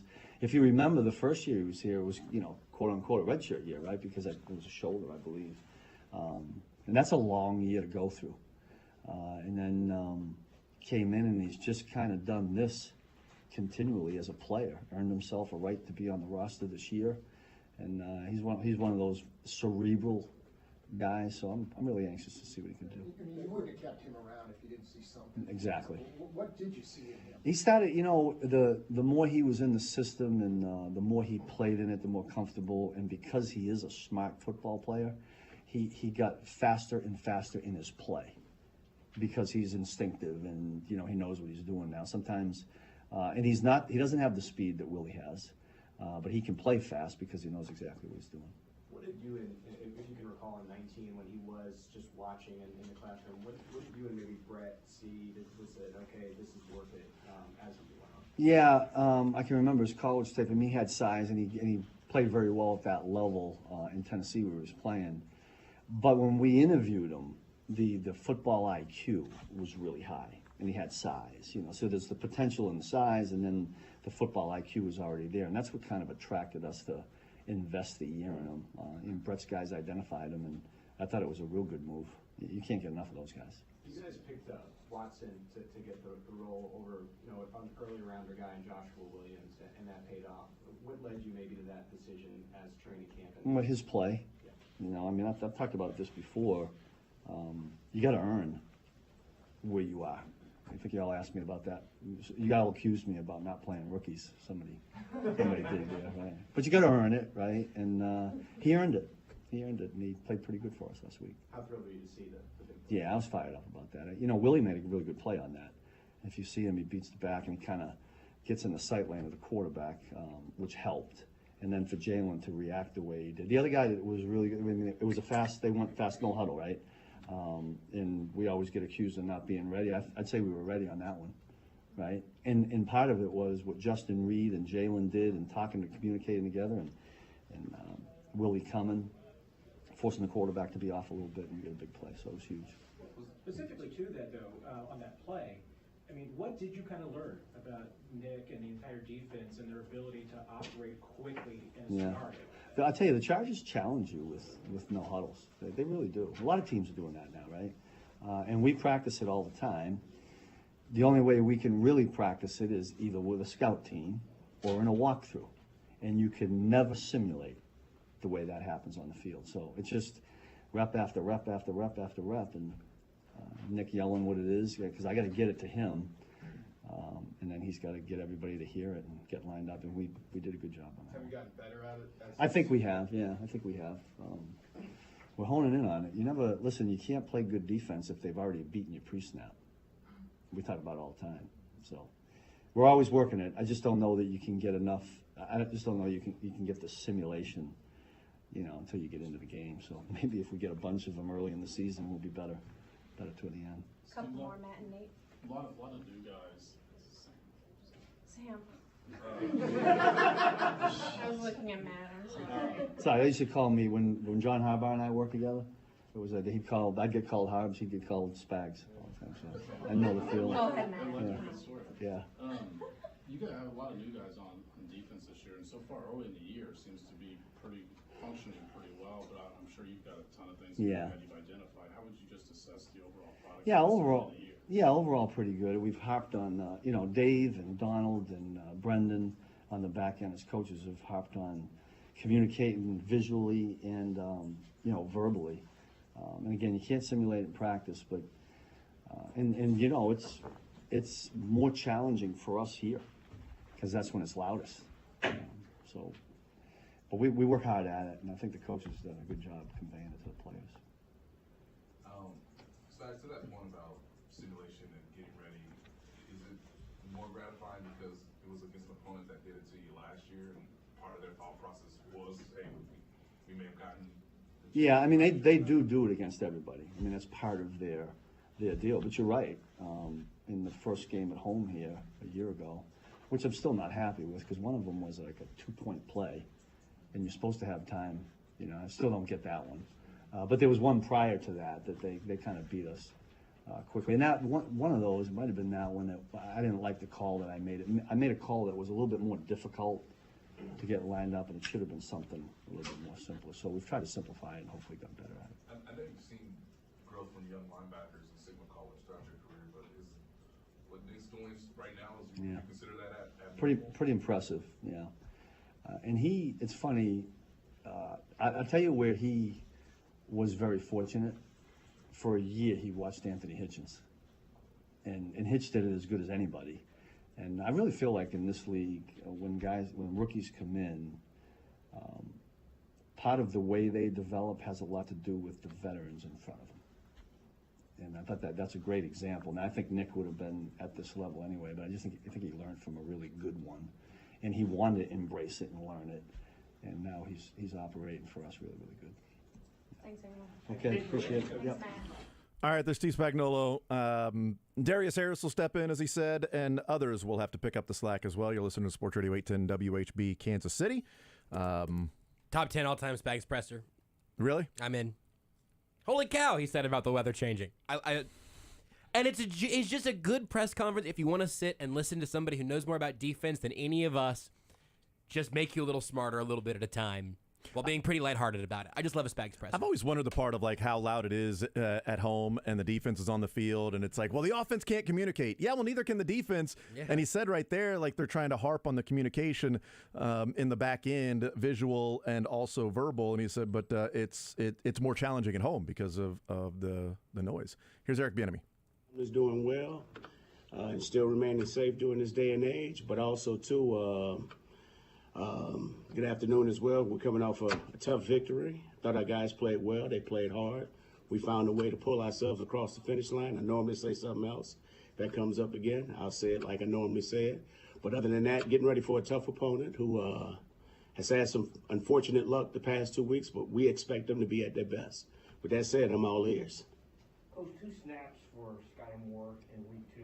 How is the progress going in, and where do you see him fitting in as the season rolls along? You know what, Sky's doing a heck of a job for us. Obviously, we just got to make sure we're putting him in and giving him more opportunities to do the things that we know he's capable of doing. I love the way he works. Obviously, he didn't play as much, but moving forward, I guarantee you'll see him, more than 2 snaps throughout the course of the season as we continue to move forward because the kid brings a lot to the table. Obviously, he's doing a great job on special teams, but also, too, it's time for us to make sure that we allow him to be the player that he needs to become as a receiver as well. Eric, so much about these short yardage against the Chargers, but the reason it stands out in Ockenbury is because you guys typically have been really good in those situations. What do you think, just how you look back on your short yardage situation Thursday? Well, every game you want to win situational football, the situations that present themselves. Obviously, it was a short week. we didn't do a good enough job as a coaching staff getting our guys ready, but our guys also understand the expectations that we have for them. So when those situations present themselves, we have to perform better. So what does that mean? Just like we're stressing this week, we got to make sure that we're stressing the fundamentals and execution. So we got to detail the details and making sure when we're put in those situations, we can be successful because everyone's doing their job and not doing something that's inexcusable. So we just have to play better. Our coaches, we got to do a much better job of coaching it as well. I wanted to ask you specifically about the Pacheco 3rd and 1 play. With what maybe this is just more of a general football question, but the Chargers defensive line looked like, are they trying to take away the fullback dive on that play? I guess how did you just view when you looked back at that play on film? Well, the Chargers did a great job. And, I mean, when you're playing against a great defense, you expect that type of charge.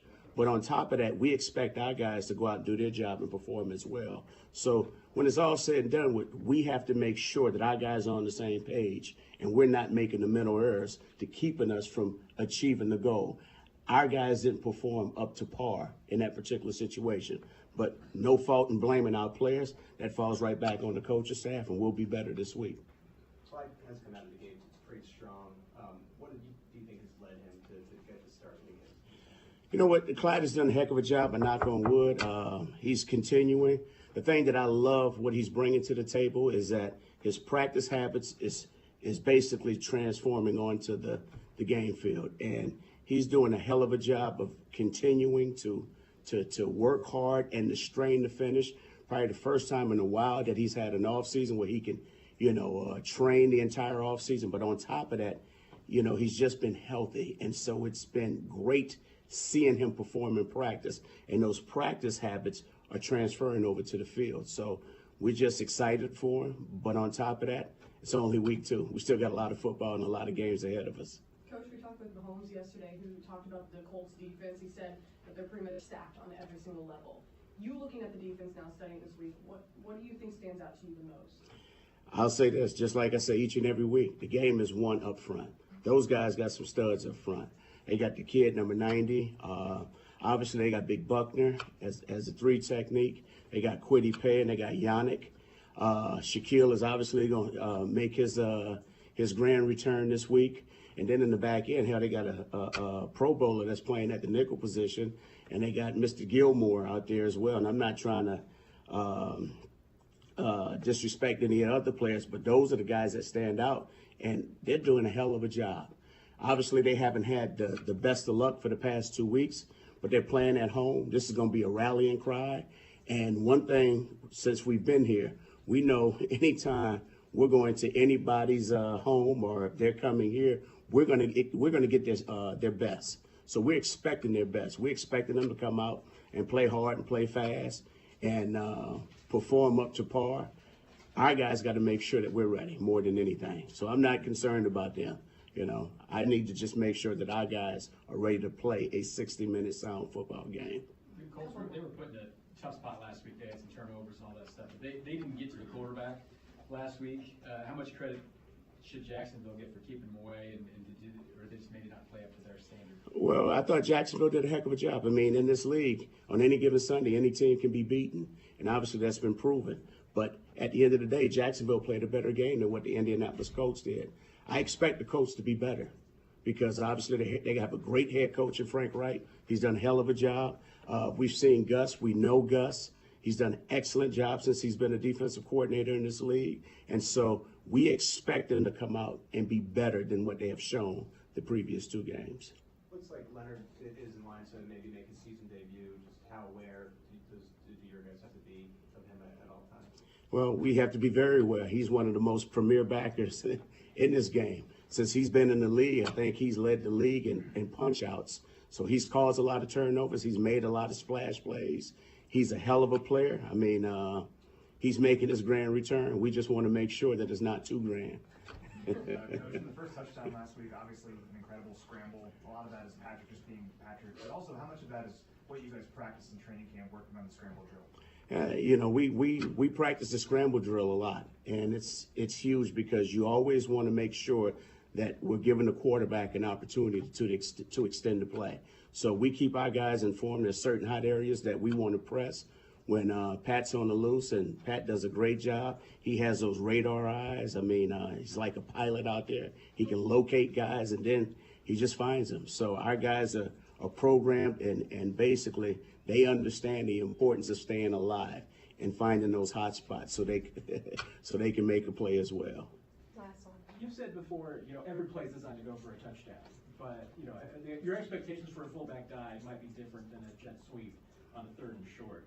What's kind of the art of making the decision about whether you're going for just moving the chains or you see an opportunity for a chunk play on those 3rd and shorts?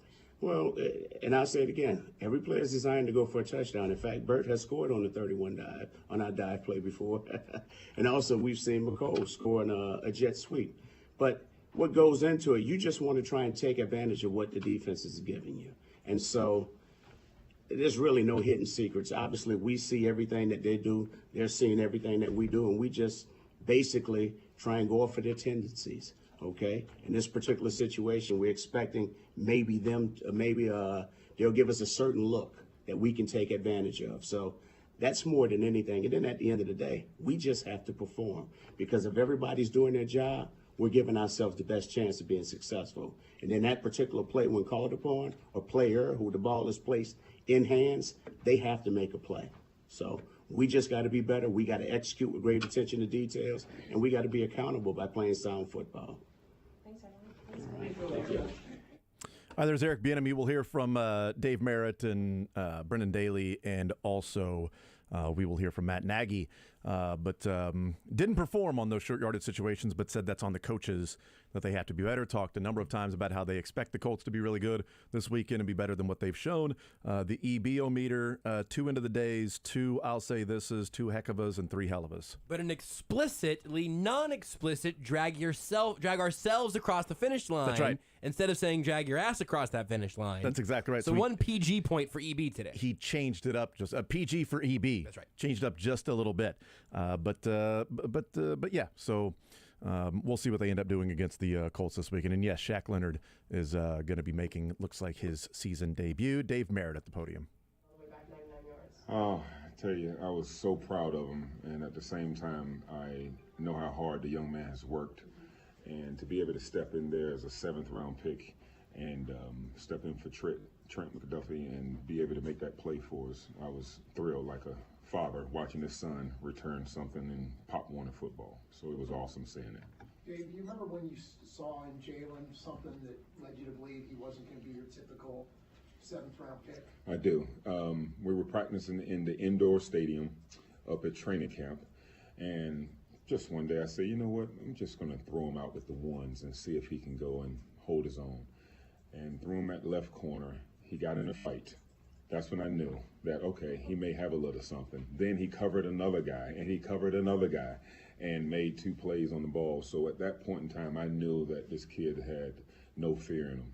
So that helped him out as far as where we're sitting today. And then in Phoenix a couple weeks ago, Yep. Duffy goes out, and they go after him immediately. What did he show you on that play? The technique that we practiced during the week, the execution, playing into the body of the wide receiver, and being able to go against A.J. Green, who's possibly can be a Hall of Famer, and to make that play, it was great to see. Last week, of course, playing Mike Williams, he used the same technique. Mike had some great catches on not only this young man Jalen, but also caught one on LJ. But the fact that he's executing the technique that we're asking him to play, which is very promising for him. You told us, I guess, a month and a half ago, the young guys, the Fab 5, right? Yep, Fab 5. It's been another month into this now. You're seeing the results during the actual games. Mm-hmm. Are you still as happy like Christmas morning every day? Definitely. And, you know, it's a beautiful thing when you see these guys come together and they gel. And that's what's happening with the group, the young group. These guys are actually encouraging one another. Joshua Williams is still working his way to hopefully being on the field. Jalen has taken a huge step, and of course that play that he just made has just helped them out even more. But to see all these guys to be able to come together, Brian Cook also, I mean, it's great just watching them play together. It really is. And guys are rookies. You know, we have some veterans that are over there on the sideline watching the rookies go out there and, you know, compete. So I enjoy coaching these guys every day, and they're working hard. It's the NFL. You gotta prove it every week, right? I mean, you can't rest on your laurels. That's right. I'm assuming you like the mental makeup of these guys to handle success and failure. That's exactly right. That's one of the things, when you stop and you think about the guys, the mentality. Showed them a video this morning about a lion's mentality. That lion wakes up every day, although he may not be the biggest in the jungle. That lion wakes up every day and he's ready to eat. And that's the mentality that these young guys have. They're not the gazelle. Just running away from everything. These guys are actually hungry every day for knowledge and for us to continue to give them more as far as the game plan. Go ahead. No? Now you've had a chance to see it on the field with Justin Reed. What has he really brought to you as far as a leadership and experience there? When you look at Justin Reed and his role, what Justin Reed is doing is he's Dan Sorensen and Tyron at the same time. He has a lot on his plate. So he's playing dime for us. He's playing free safety for us. He has a lot of responsibility. So one of the things that he's done the first 2 weeks is the fact that he's in his playbook. He knows what to do, and he's not making mental mistakes. So mental errors are one thing that'll get you beat right away. And so this young man mentally can handle what we're trying to do with him physically in the game plan each week. So that's a big stepping stone for him. Coach, it seems like every week there's a big body receiver. You talked about A.J. Green, you had Mike Williams. Yep. You got Michael Pittman this week, and then even Mike Evans the next week. That's right. On his return. What do you tell these young guys who are also pretty big on your side? Right. What do you tell these guys to just keep battling? What's your message? Yeah, the thing is that when we look at these particular receivers, these guys possess one thing, which is a big radius for catch area. So one of the things that I make sure that I try to talk to my guys about is being physical at the line of scrimmage and making sure that you don't create separation. Not saying that these guys can't run by us, but just understand that our size should try to match their size, and let's try to be physical at the line as well as once you're in phase. It's a little different than when you're playing smaller guys who are shiftier that can get down the field. A lot of these guys are going to go up and they're going to catch the ball at the highest point, teaching them raking the arms and teaching them making sure you play the ball all the way to the ground.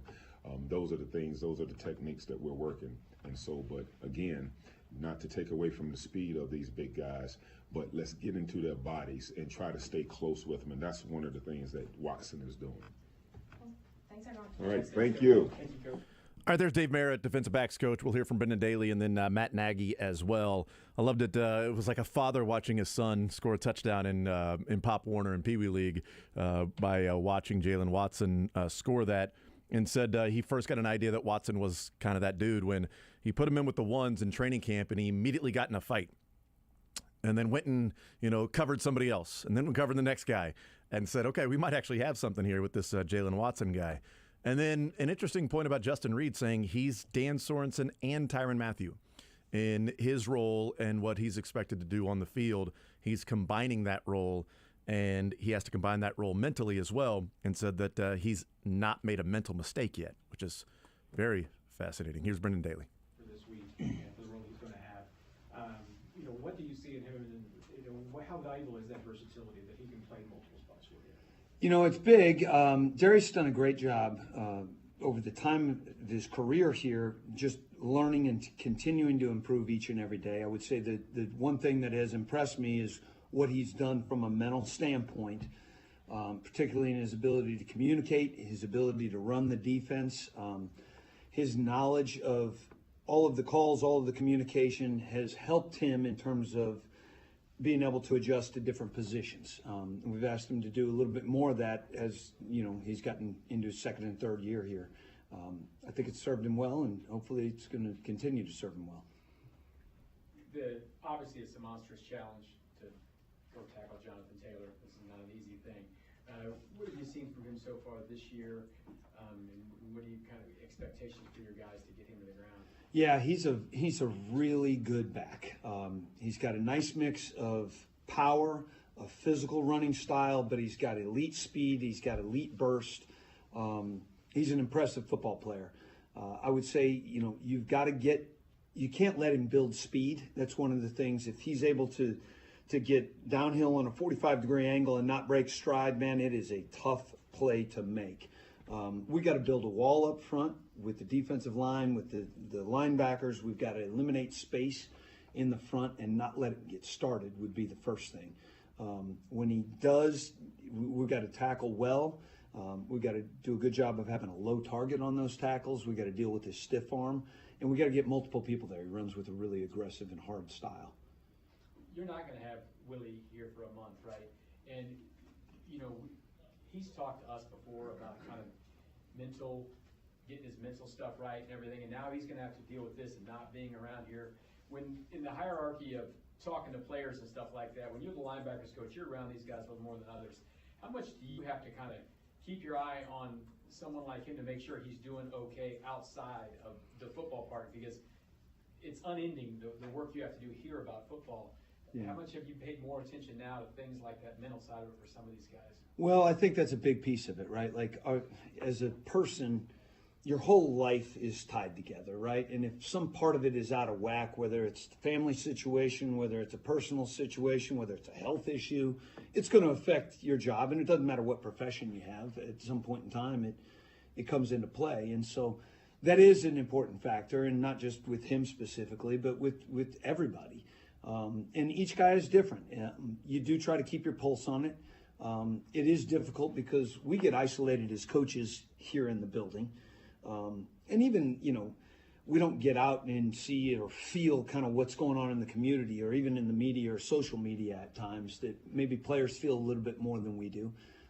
You try to stay in tune to that, but also it can be difficult to actually walk in another person's shoes, obviously.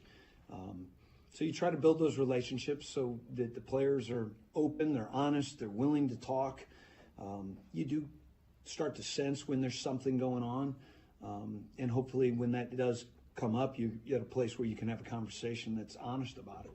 Brendan, sorry if this has been asked before, but what makes Nick maybe above average pre-snap as a signal caller? It's interesting. He said to me the other day that he's got, he sees something and he remembers it. He's got a little bit of a photographic type of a memory.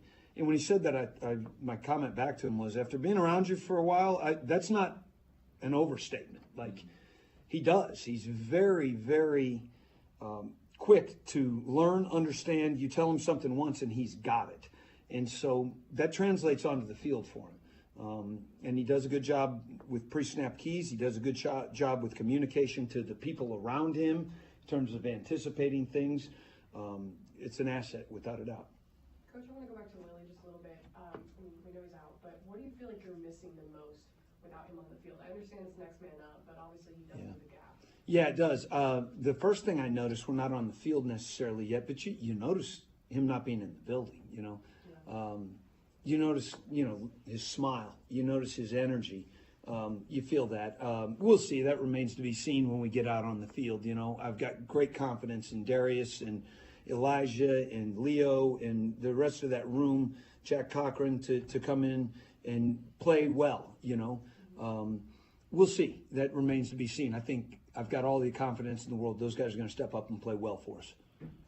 Last one, anyone? And with Jack bringing him up and everything, what is it that you kind of saw in him as being a young guy and everything like that that's ready now? Well, he's done a nice job since the day he got here, to be honest. Been very impressive in terms of his football IQ and the way he works and the way he prepares. He's got some athleticism out of him. There's a little bit of natural instincts and awareness to him on the field. He gets football. He feels things, a little bit naturally that allows him to be instinctive and make plays. Thanks, everyone. Thanks. Thank you. Yep. All right, there's Brendan Daly, and he's got a task in front of him getting guys ready to fill in for one Willie Gay. It's going to be a lot of Darius Harris and obviously people have continued to be impressed with Nick Bolton, his ability to understand where everybody's supposed to be, call the game, be that Mike linebacker, and be able to process things quickly and get guys in the correct positions that they're supposed to be. And I think that matters when you've got Justin Reed, that Dave Merritt said has a lot on his plate, and he's not making any mental mistakes right now. And you've got Nick Bolton. You've got the signal caller in the secondary, and the signal caller is the linebacker for the defense, both processing information very quickly on what they're seeing from the opposing team. It goes a long way. I mean, just something like that. And I know that they have credited Tyrann Mathieu and Anthony Hitchens and those things, but even Steve Spagnuolo talking about that, you know, they got beat last year by the Chargers at home with some quick hurry up on a couple of plays. And he said one of them was a 2-point conversion. Like, that can't happen. But he also, another one was the Austin Eckler play where Hitchens was still looking around and he had Austin Eckler, and Eckler goes out of the backfield and Hitchens then looks at the snap already and Eckler's already beat him. At that point, that was a touchdown because they weren't ready. They went a little hurry up. But obviously crediting his defense on that 1st and goal from the 3 that resulted in the pick 6, that they were ready to go. Here is Matt Nagy. Great. I know we talked before, you watched a lot of Patrick very early on, then you were away. Mm-hmm. Was this first touchdown the other night kind of one of those moments that that don't just happen everywhere on the little scramble when he found? Yeah, they were for sure. You know, those are, I've been watching those on TV and the last 4 years, seeing those, and you just we saw him in practice back in 17. You know, he was out there doing things in practice when I get that look from Coach, but to see him for now as many years as he's been doing it, it was nice to be on this sideline and be a part of that, and him just ad-libbing and making some plays. Was that because happening? I mean, he sees it. Or what do you think he's happening when you're like 3 seconds into that thing? No. Yeah. Good play. Is that the kind of thing you can teach a quarterback to do, or is that sort of instinct and you either have or you don't? Well, I think it's a little bit of both. And when I say that, probably a lot of that is more of putting a little bit of a temperature or seeing how much and when you do it. You never want to take that away from him. He's got a gift that not many people have. He's proven that over all these years, the whole way back to college when he was doing it. And so you recognize that, you appreciate it. I caught myself several times in training camp doing the no, yes. And so there's the good thing is there's a lot more positive things that happen with him than not. And what we do is we talk and we discuss why do we have to be careful of the throws across the body or extending plays and just living to see the next down. That's hard sometimes. He's wired in such a way that he wants a touchdown on every play. And I think that Coach Reed, EB, Mike Kafka, all the guys that have been a part of this over these years, they've done a wonderful job at being able to get him to learn that and keep teaching it. And so now that I'm a part of this, again, I want to be able to become even better and be smart. But let those plays happen because you can see magical things happen. So was that a hard line to draw when he first came in? Okay, we want to make him a better player, but we don't want to take this kind of creativity away from him? I don't think it was too difficult because, you know, Coach Reed does such a great job at making sure that he understands where to go with the football within the concept and the scheme. For Patrick, it was probably more of being able to learn this offense, number one, which he did his rookie year, to take it and transition it into seeing defenses. And now he's mastering things, you know, and you're careful when you use that word master because he can still do a lot more and become better and better, which is awesome, and he wants that. But now it's the little parts of the game where you want to excel and take it to a whole nother level, and he wants that. You know, that's exciting. So the only times that you can use that or when times like the other night when he had that and scrambled for the touchdown is just making sure, okay, great job. You extended the play. It worked. There's a lot of those that have happened in your career, but let's just make sure we talk through the down and distance and understand, is it 1st and goal? Is it 3rd and goal? Is it the 1st quarter? Is it the 4th quarter? And that's where he already has an unbelievable mind when it comes to that and a savviness of knowing that stuff, but we're there to help him and he wants that. There was a no that ended up being an interception, but then it got overturned. Mm-hmm. Right? On a play like that after the game, he said he got right. There was the defense that he didn't expect to have happen. When you look back at that through the week, How do you guys handle that situation with him to make sure it doesn't happen again? Yeah, so that one was a little bit different in the fact that, like he said, he mentioned that they popped the cover 2 on us, which was a little different.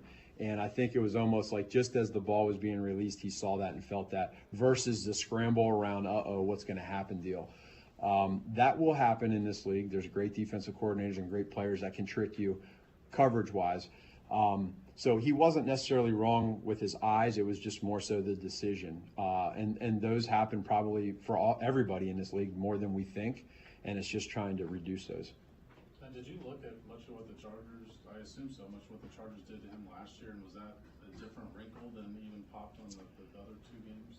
Well, I think the beauty of this game is you have a lot of bright minds on all sides of the ball, but on defense, you see when you have a great quarterback like we do, you're going to get curveballs and you're going to get change-ups. And so it's when they're coming, and we look at a lot of tape and a lot of different times within different years and try to predict what we're going to see. And you're not always right, and it's guys like Patrick that can help make you right when you do see those.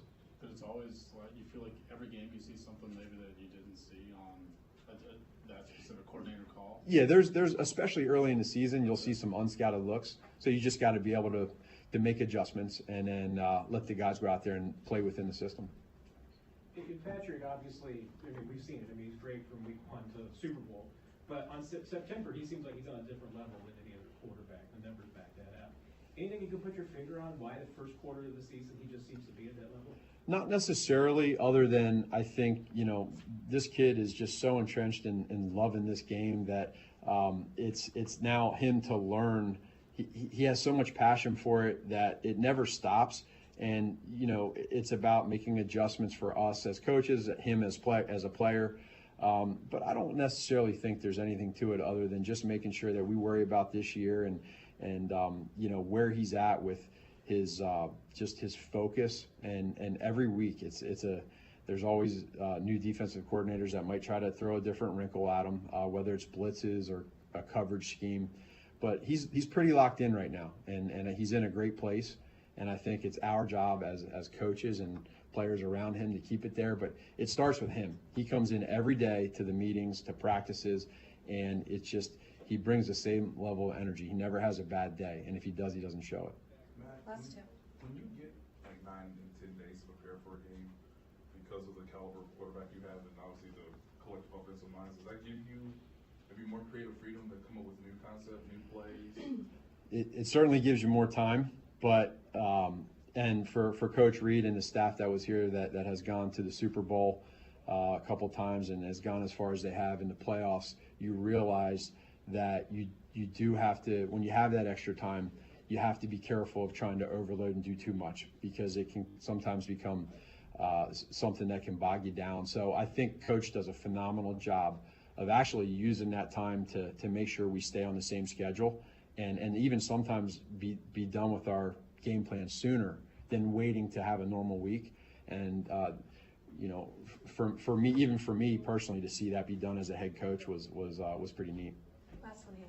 Coach Mahomes jokingly brought up the QB sneak yesterday, Mhm. and he said he's been bugging Coach Reed about letting him do it. He wants to obviously save it for the playoffs, and he said the Super Bowl is when he's going to maybe jump over the top. Has he bugged you at all or brought that up? No, he hasn't really approached that subject with me. He knows that Coach has the 51%. So good. All right, y'all take care. All right, Matt Nagy, quarterbacks coach for the Chiefs, and still coaching every day, even when you've got Patrick Mahomes, always can improve on certain things. So yeah, we'll take a timeout. We'll come back. We'll continue rolling and talk a little bit about some things that we heard, and also the Travis Kelce, Jason Kelce podcast is really good, and there's a few clips from that I thought really stood out that I want to play before we get to Sports or Leisure coming up in the 1 o'clock hour. More Zone next. You're in the zone with Jason Anderson on Sports Radio 810 WHB.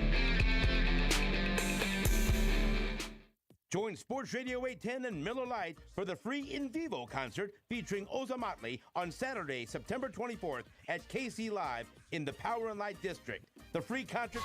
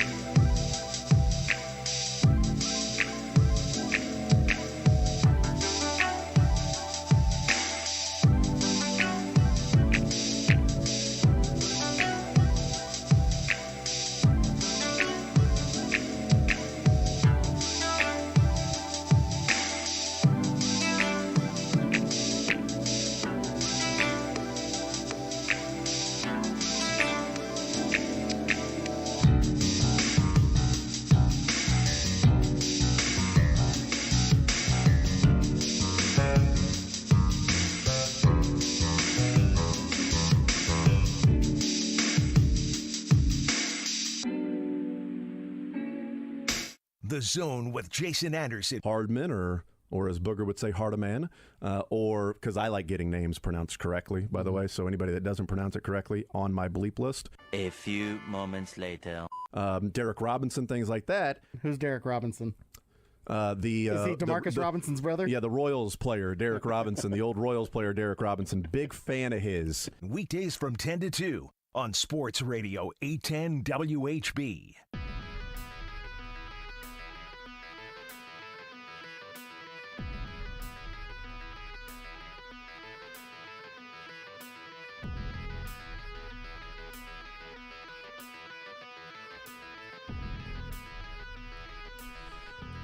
All right, we'll continue right here on Sports Radio 810 WHB. Jason Anderson with you, Josh Brisco, Beards. We'll play some sports or leisure coming up at 1 o'clock.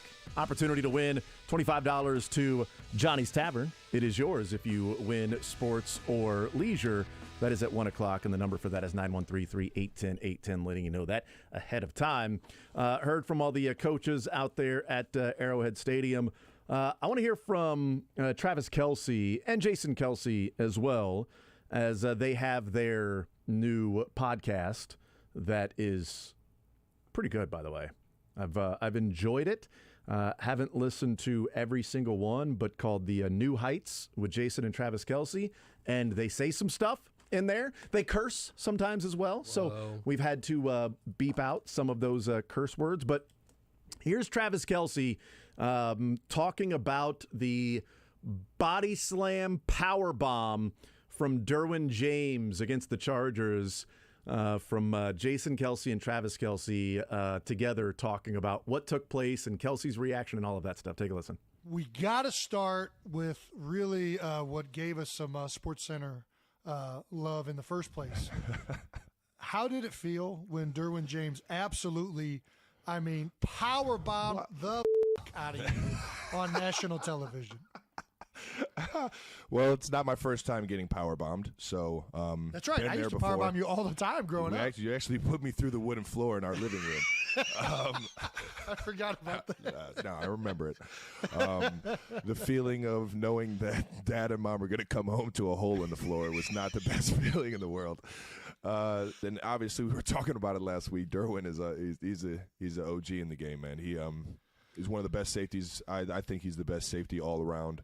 And then on top of that, long drive, tired, started that. I think that was like play 8 or 9, maybe even more. I'm starting on the left side, outside the numbers, run a route. Pat's doing his thing in the pocket, gets out of the pocket, rolls right. I catch the ball thinking that he threw me short. When in reality is I could have just turned up and ran to the pylon and got in the end zone. It's the worst thing. When you watch it on film and you're just kicking yourself in the head, I kind of deserve to get my ass power bombed in that situation for not getting it in the end zone. And shout out to everybody that grabbed me in fantasy. It was kind of like Derwin James power bombed your entire fantasy team right there with me not getting in the end zone. But yeah, no, I made a cut back, and then all of a sudden he is on me like lightning. He surprised the shit out of me.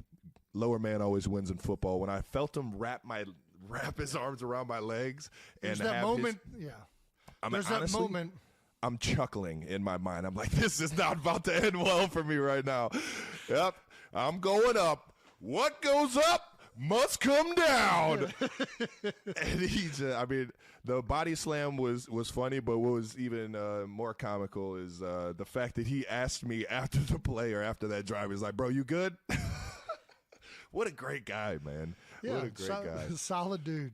Yeah, that was there's that moment in a power bomb where your feet are off the floor and you're in the air. What was going through your head at that exact moment? First of all, is anything going on in your head? First thing is hold on to that ball. Exactly. Hold on Which to you that almost ball. didn't. That ball, the ground, you bounced so hard. Like, I don't know if you know this, but you're not supposed to bounce on grass. You bounced. And the ball flew. So good job holding on to it. until that was, and honestly, I was talking about how tired I was just from not only that play, that drive, but after that, the ball hits the ground automatically. You know, as an offense, especially as a coach, you're thinking, oh man, that was a close call. We don't know if it's a fumble or not. Attack, get to the line of scrimmage, snap the ball before they can throw the red flag. Yeah. And it's like I'm looking over at the sideline like, no, we're good.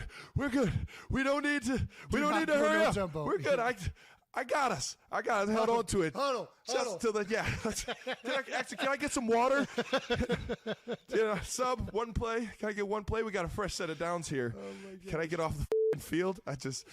But then, like you were saying, in midair, I'm like, just hold on to the ball. I'm also, like I said, kind of chuckling, like, man, I look like a WWE dummy right now. I'm still kicking myself for not finding a way to get in the end zone on that play. And then 2 plays later, I got a little shovel pass that I couldn't get in the end zone. I just felt like a jabroni, man. Just unaccountable jabroni for not getting in the end zone. We ended up settling for 3. Shout out to the Chargers for the stand, but it's just you got to find a way to get the ball in the end zone, man. That's the bottom line. It's going to be a really good podcast because of that and the relationship, obviously being brothers and the things they get into.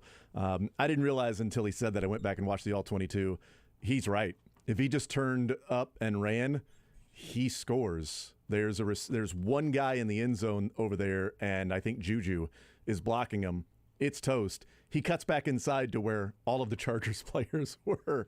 And, of course, they kick a field goal on that particular drive. So, but love that. What goes up must come down. If you're a Chiefs fan now, you have a full ability to take all of that as seriously or less seriously than Travis Kelce.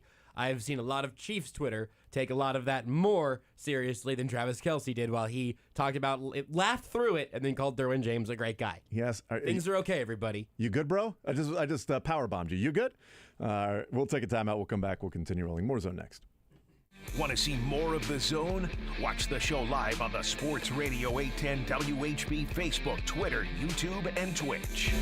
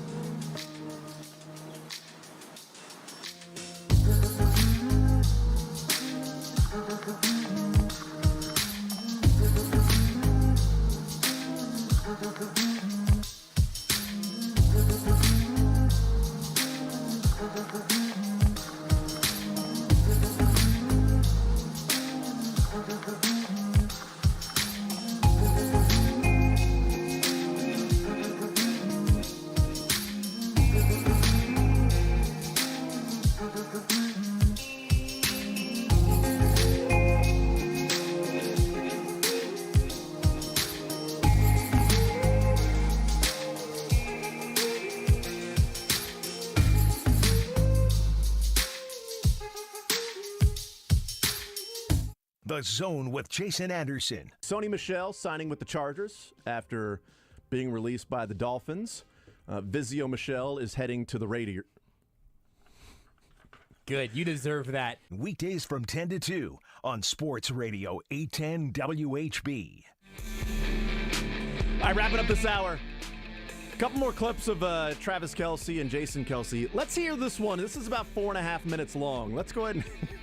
Beards is like, no, there is zero chance I'm playing this. But there are two more clips that I want to play that I think are pretty good from that podcast. That maybe we sprinkle in during the Sports or Leisure, which is coming up next. What were you about to call it? None of your business. All right. 913-381-810 to play None of Your Business. Actually, I was going to call it Pro Football Focus. That's what I thought you were going to say, but I didn't want to because there is that on you. An allegation levied by Travis Kelce about Pro Football Focus. A pretty sizable allegation from Travis Kelce. But let's play Sports or Leisure. 913-381-810 next. WHB Kansas City.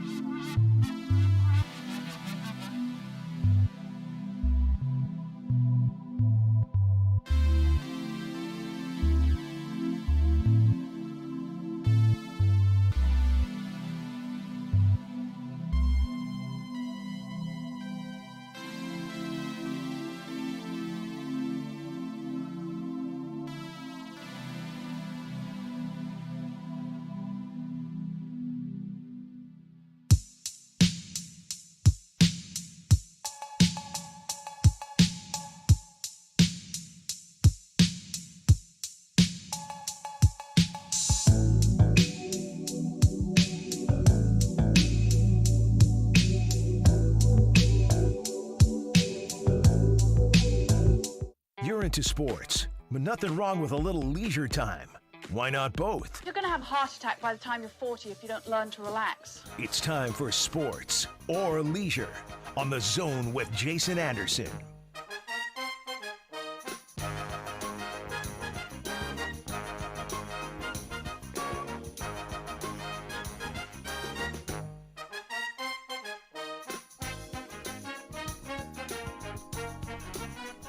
All right, time for a little sports or leisure right here on Sports Radio 810 WHB. Jason Anderson with you, Josh Brisco, Beards. We head up until 2 o'clock. One more hour to go on this Thursday. You know, Frank Bull walking around here. That tells me that crunch time's coming up tonight at 6 o'clock. That's correct. 5-hour prep time for Frank Bull for the hour. He puts in more work than anybody else for that 1 hour of radio, which is really good. I enjoy crunch time and love that the day after Chiefs games we get that CBD American Shaman discount. I would appreciate the Chiefs helping us out on a Monday. Week Sunday. one was really your time to just go rob CBD American Shaman. That's right. And it's like rob them blind. Kind of a buy one get one. Pretty much. 44% off. Might as well. Hey, that's cool. All right, 913-810-810 is the phone number to play a little sports or leisure. 913-381-810. Johnny's Tavern is what you're winning. $25. Johnny's Tavern on the line with a little sports or leisure. You get a sports question, you get a leisure question. You get them both right, you win. Either of them wrong, you lose. But the question is out there and available for someone to call in, request if they know the answer or if they've looked it up. We give out the answers to the questions when somebody gets it right, or we have run out of time and we simply let people know what the correct answer was. And so that is how you play, and the number is 913-381-810. We'll get into the categories here in just a second, and I know we got a full board right now to play some sports or leisure, but I said we would sprinkle in the Travis Kelce, Jason Kelce podcast because we've been packed today with Royal stuff in the first hour, John Sherman, and then Chiefs stuff the last couple of hours.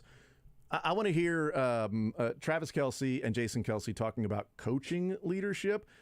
We'll play eventually this hour the allegation levied at Pro Football Focus by Travis Kelce coming up later on. But right now, Jason Kelce asked Travis Kelce in their podcast, what were the halftime adjustments against the Chargers last Thursday?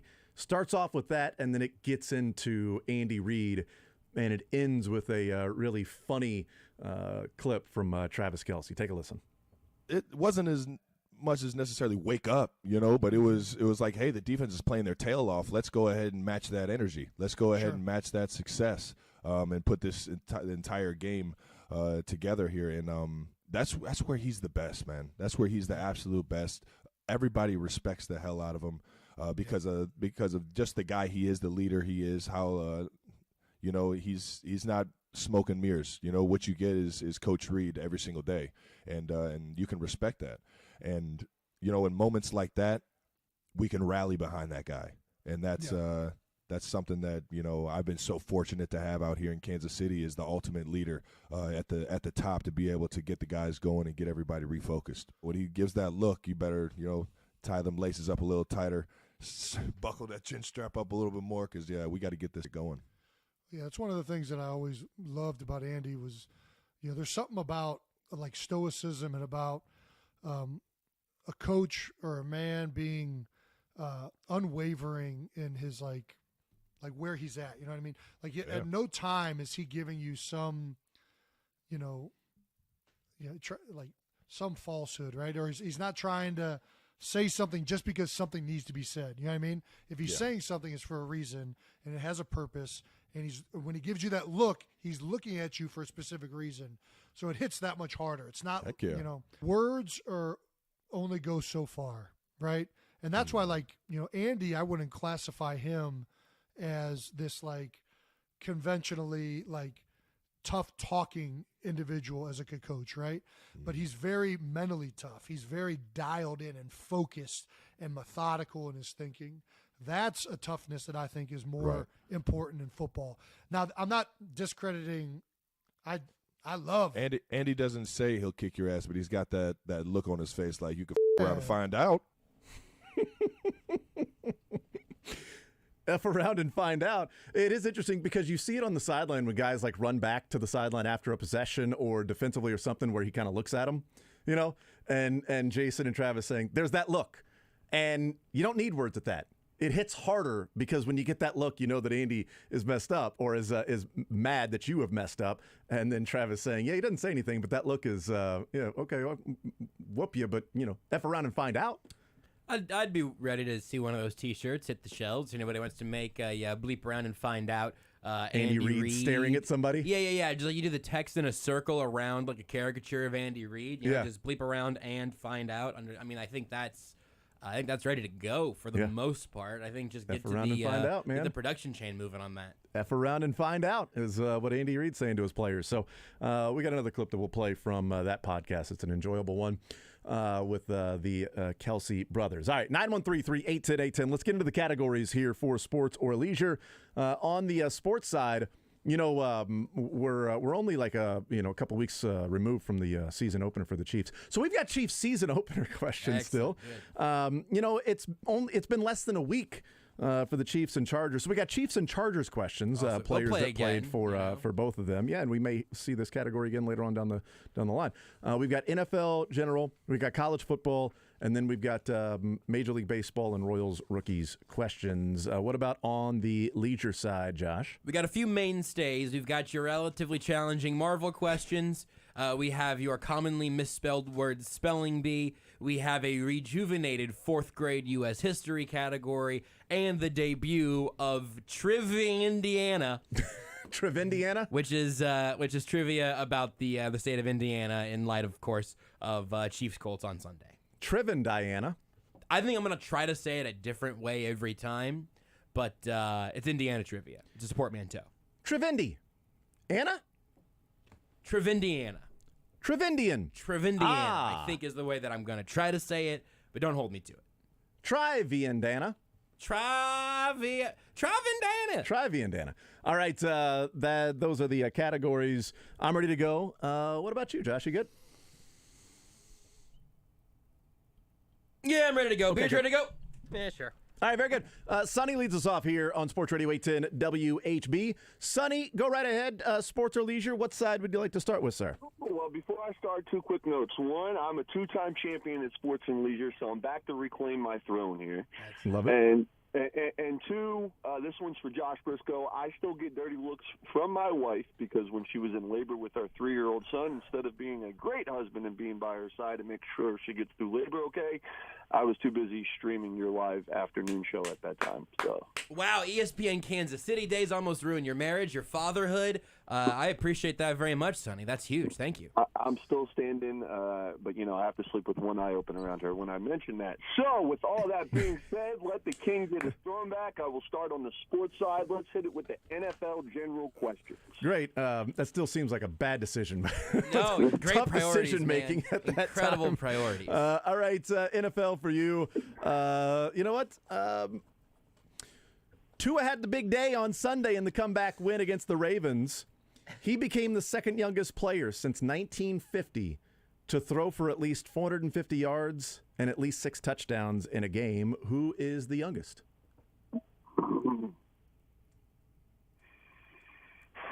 Let's go ahead and say, let's go with Jim Kelly. Jim Kelly is incorrect, Sonny. Oh. Sonny, tell your wife I'm sorry. Yeah, that's your wife's now upset at you more because there's not $25 to Johnny Staver. Give it a shot next week. You can take her to Johnny's and Sonny, you'll be back for the third time. I'll definitely be back. You guys keep rocking. I'll keep supporting, man. I appreciate that as always, man. There's a 2-time champion, Sonny. That third one's hard, man. That third one is not to be taken lightly. I kind of like, being introduced as like, yeah, I'm a 4-time champion. Oh, yep, I'm a 2-time champion.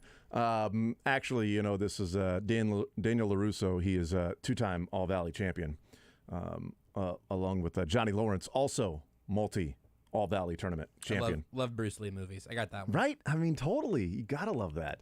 All right, 913-381-810. Let's go to Andrew next up on Sports Radio 810 WHB. Andrew, what side would you like to start with, sports or leisure? I'll go leisure, MCU. Okay, the degree of difficulty on this one has elevated to at least some extent. Some of them that I don't know the answer to. Shout out to intern Dylan. What's the name of the Flurkin in Captain Marvel that scratched Nick Fury's eye? Oh, cool name for a cool cat. Man. Ooh. You're close. So if you get real close, I got a great hint that they're gonna give Jason the answer, despite Jason having no idea what any of those words were. Eyes glazed over when you were talking about that. When I said Flurkin, Jason went and hit the dump button. No, you said Flurkin, and I thought flurk around and find out. You know, that's what Andy Reid likes to visually say. Cool name for a cool cat. I can picture it. Oh man. Hey, offense, quit flirking around out there. Let's go. Get some points on the board. Here's my hint. It's that if Jason was going to take a shot at this one, I could point him towards Top Gun. Oh, Maverick. Shoot, I said it out loud. Sorry. He said shoot. He said shoot. That's fine. No, he said shoot. That's okay. But which is what happens in the plane. It is in the jet. Was that a formal guess there from Maverick? That felt like a formal guess to me. Feel like that was a formal guess. Felt like a formal guess. Oh boy, that's on the board. Andrew, thank you for playing, man. I appreciate it, sir. We have had some real close to the pin answers so far here today. Oh man. All right, that is a rough start. I would have guessed Maverick as well. It's a hint, not giving you the answer. You know, well, yeah, but I mean, why don't you wait till I tell you what the answer is? Then you can tell me if I was a bleep about it or not. The answer is I wasn't. Okay. We can get there though. I'll say it and you'll go, oh, you know what? Fair enough, and then the show will be over. Maybe give a better flirkin' hint. Maybe go flirk yourself. Let's go flirkin'. Let's go to Lucas next up on Sports Radio 810. Start flirking yourself. WHB. Lucas, what side do you want to start with, sports or leisure? Let's start with general MLB. All right, Major League Baseball for you. Where's that at? All right. Let's see, Julio Rodriguez has a 2020 season, and so does Bobby Witt. Before those two players this year, who's the most recent rookie to have at least 20 home runs? And you know what? I think it's 27 stolen bases is what the number was. So at least 20 and 27. At least 20 home runs and at least 27 stolen bases. So not just a 2020 season. 20 home runs, 27 stolen bases. At least. Okay. Which I believe Julio Rodriguez also has now as well, is the 27 bags. Who was the most recent? Is it Acuna? Ronald Acuna Jr.? It's not Ronald Acuna Jr. We are dropping the guillotine today, man. This is a Lucas, tough thanks start. for playing, man. 913-381-0810. That is out there. So we got a number of questions out there. Yes, that's the thing. Yes, here's the thing. Sometimes you got to bat lead off to get a chance to Johnny's, but sometimes you'd really rather hit cleanup to try to be able to sniff out some questions. But here's the thing. Like, for instance, with Sonny, I thought I gave him the easiest NFL question on the board. That's true. We like to give a chance to the lead off, but if you're early in, this is a complex game we play. No problem, sort of giving you more of a layup, right? It's not a half court shot that maybe at the end, if we've gone through a number of questions. Sports or leisure is chess, not checkers. That's what I've always said. I learned how to play Chinese checkers recently. Good for you. Thank you. I don't really have anything else to offer from that, other than I kind of know how it works now. Cool. Avery next up on Sports Radio 810. Sports or leisure, Avery, what side would you like to start with? You got that goose question out there? Oh, I mean, I don't know. Which category would that have been in? Was that the Flurkin name? Flurkin. The cat's name is Goose. Oh. I told you Jason would validate me. I feel validated. Yeah, but you have a trout question out there? Oh, you said do you? You said do you? That was actually a question. Very good. Let's see. Would you like Major League Baseball? Is there a Major League Baseball question out there? Was there a trout question out there? I don't know if there was or not, but we've got this rookie question. I'd like to hear it again. Well, let's hear that question, yeah. Yeah, who's the most recent rookie to have at least 20 home runs and 27 stolen bases in a season? I think Mike Trout. Hey, is that right? It is. Boy, Avery just knows things. It's a great flirking job by Avery right there. So that is a winner. Also an animal question heavy little duo there. We got Goose and Trout. Oh, wow. We are hunting and fishing out here today. Get the Midwest outdoors up in this. Let's go.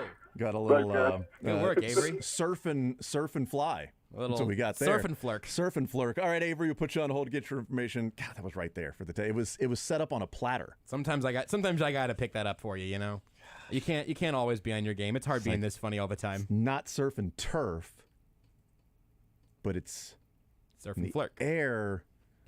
Flirk and flirk. All right, let's go to Ronnie next up on Sports Radio 810 WHB. Ronnie with 3 N's. Sports or leisure? What side do you want to start with? That's a Beards edition, Ronnie. Don't sweat. Oh, okay. I didn't know if that's how you spelled your name. Like that's Ronnie with an extra Didn't N. even realize I did that. My bad. Yes. I like to differentiate myself. I love it. No worries, Ronnie. What are you thinking? I'm looking at the way you spelled my name. It's wrong. Oh, is it with a Y? No. It's 3 N's. Sports or leisure? Ronnie. It's like starting a mower. Run. Would, do you guys still have any Lord of the Dragons left? Oh, you know what? They're not. It's not on the board here today. Beards, do you have a off the top of the dome Game of Thrones trivia question? This is the request Not hour. off the top of my head, no.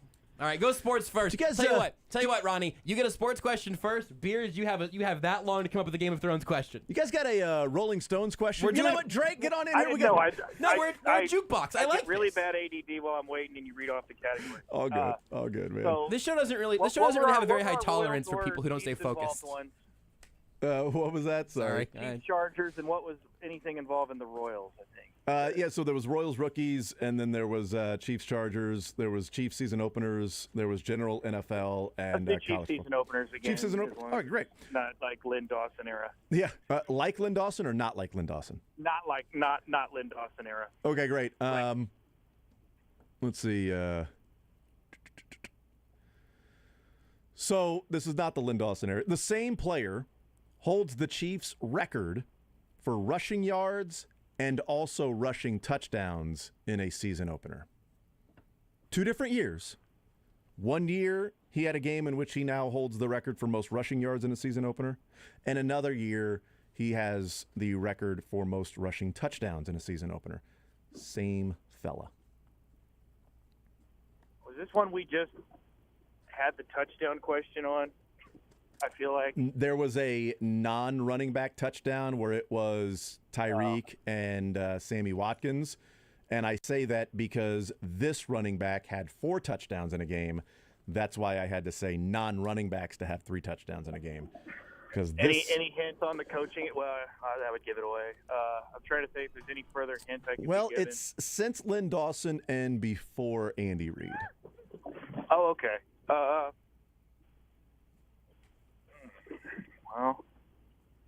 I'm just going to say Priest Holmes. Correct. There you go. Priest Holmes had 4 touchdowns against Cleveland in 2002. That was the fun game where they ended up getting the field goal at the end based on Dwayne Rudd's boneheaded play. And then he had 151 yards rushing against Denver 2 years later to start off the season. So Priest Holmes is correct. On to leisure with Beards. I've got one that I thought of just quickly off the top of my head of Game of Thrones. Early season question. Who saved Arya from King's Landing? From what? King's Landing. Who got her out? Let's see. That would be the Hound. Wait. Is that not right? He said wait. Is that not right? He said wait. He was King's Landing. Like, this is when Joffrey, this was the Battle of Blackwater, right? No, I think it was before that. Okay, wait. Who got? I'm sorry, I thought that was when everything was falling, and that was the Battle of Blackwater, and the Hound had her escape at that point, and they became the Odd Couple. Set up. Can you give more specifics here, Beards? Because I feel like there's a misunderstanding in the terminology there, which is usually my thing. I'm pretty sure I'm right on my guess, but maybe it's not what you had, Let and me I make thought sh- that was still King's I'm Landing. looking at the Wikipedia here. Okay, now we're- It was right after Ned Stark's execution. Who got her out? Whoa, hey, spoiler alert for season 1. Yeah, I know, right? Season 1, episode 1. Oh, sorry, that was season 2. I'm sorry. Nope, you're good. I guess We'll let you go technically again. I fell on my own sword on that one. Pun intended. It wasn't the Hound. Well, I know Was it the Fox? The dance instructor helped her escape. I'm just trying to think of that guy's name. Don't go with that guy. Okay. Okay. Well, we only have 525 more characters to get to from Game of Thrones before we land on somebody. That's crazy. I don't remember the dragon being there at the time, but Yeah, I know, just right? picked her up in its mouth and flew Khaleesi? away. Why would it's an odd connection there. Yeah. I didn't even Jon remember. Snow is all. I'm just gonna throw a layup. I don't. I'll say with that last one, you're kind of on the right track in terms of affiliation. And that's the Wow. last thing I'll say. I mean, these other callers are like, "Whoa, we I got don't- one guess Yeah. and hung up on," and Ronnie's like, "Let This me is go 'cause through it's the my- cast because here." it's my question. I thought of it the last second. This is so. a bespoke. This is a bespoke Beards question. I mean, the game is a little different here. I could have just asked some pretty easy. I found questions online, and I'm wishing that I would have just saved Beards this labor.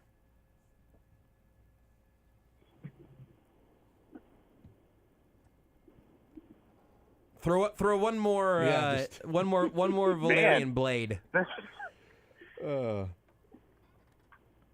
Valerian blade. I don't know. I don't know the answer. No. I just wasn't gonna say it another couldn't have dart. been Ned because Ned's dead. That's a great point. Ned is dead. This is Zed's- post the execution of Ned, right? Yes. Zed, probably not Ned. Zed's dead. Immediately after. Okay. Valerian blade. I don't. That was not a hint. That was not a hint. That was just me trying to Oh, say a okay, Game I of was Thrones like- word. No, that's unrelated. Yeah. Okay. All I right, mean, throw a dart. I feel like I've named everybody left. Throw a javelin. Also not a hint. I don't know the answer. It's Javelin.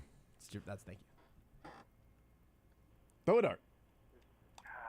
I'm just gonna say Rob. I don't know. Rob, is there a guy named Rob? There's a guy named Rob, but it's not Rob. Rob Wow. Roy. All right, Beards, I'm keep that in your sorry, pocket. Ronnie. Keep that in your Ronnie- pocket and see if anybody Ronnie- calls in for it. Ronnie got as many guesses as ends in his name, so that's good. Ronnie, thank you for playing, man. Appreciate it, sir. 913-381-810 is the phone number. So we eliminated 3/4 of the cast of Game of Thrones right there, and that question is now out there if you want to request Beards to have that question. Let's go to Andy next up on Sports Radio 810 WHB.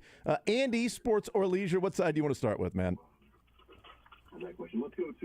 Andy, turn your radio down. Andy, let's see how long it takes him. Is it 5?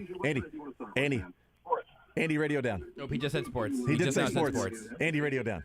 And you're going to have to turn down that. We're going to put you on hold.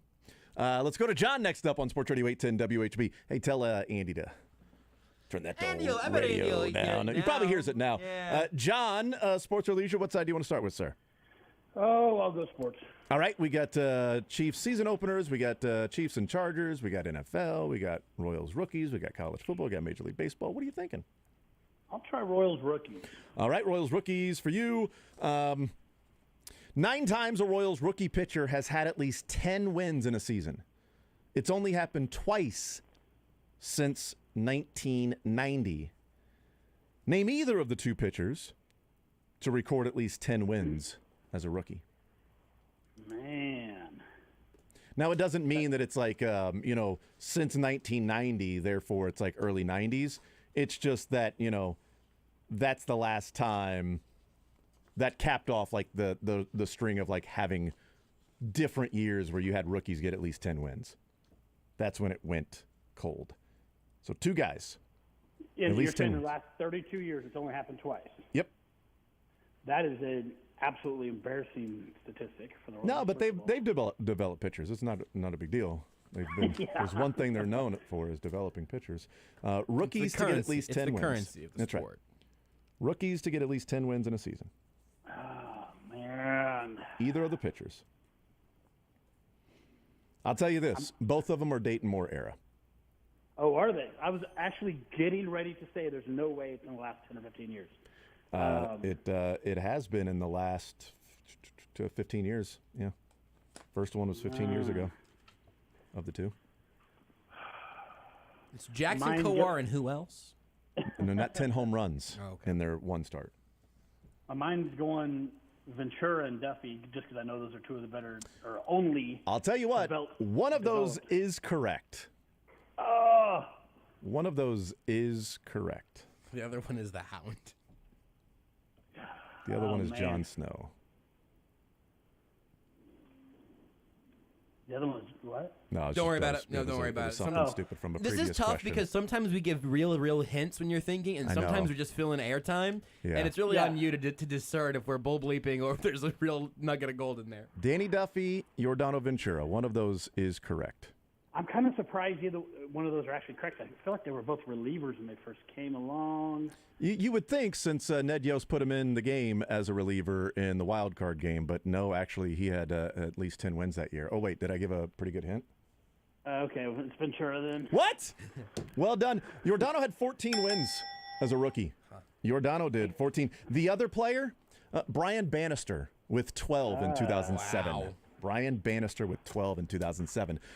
That's half of it, right? That's half of it. We got a leisure question. You want to go Trivindiana, Marvel questions, spelling bee, or fourth grade U.S. history, or Beards' Game of Thrones question? Those are serious categories? Those are all serious questions. Yep. Only serious categories around here. Okay, not Game of Thrones. I heard spelling bee. What else was there? Fourth grade U.S. history, Marvel, or Indiana trivia in honor of the Colts game. Let's go fourth grade history.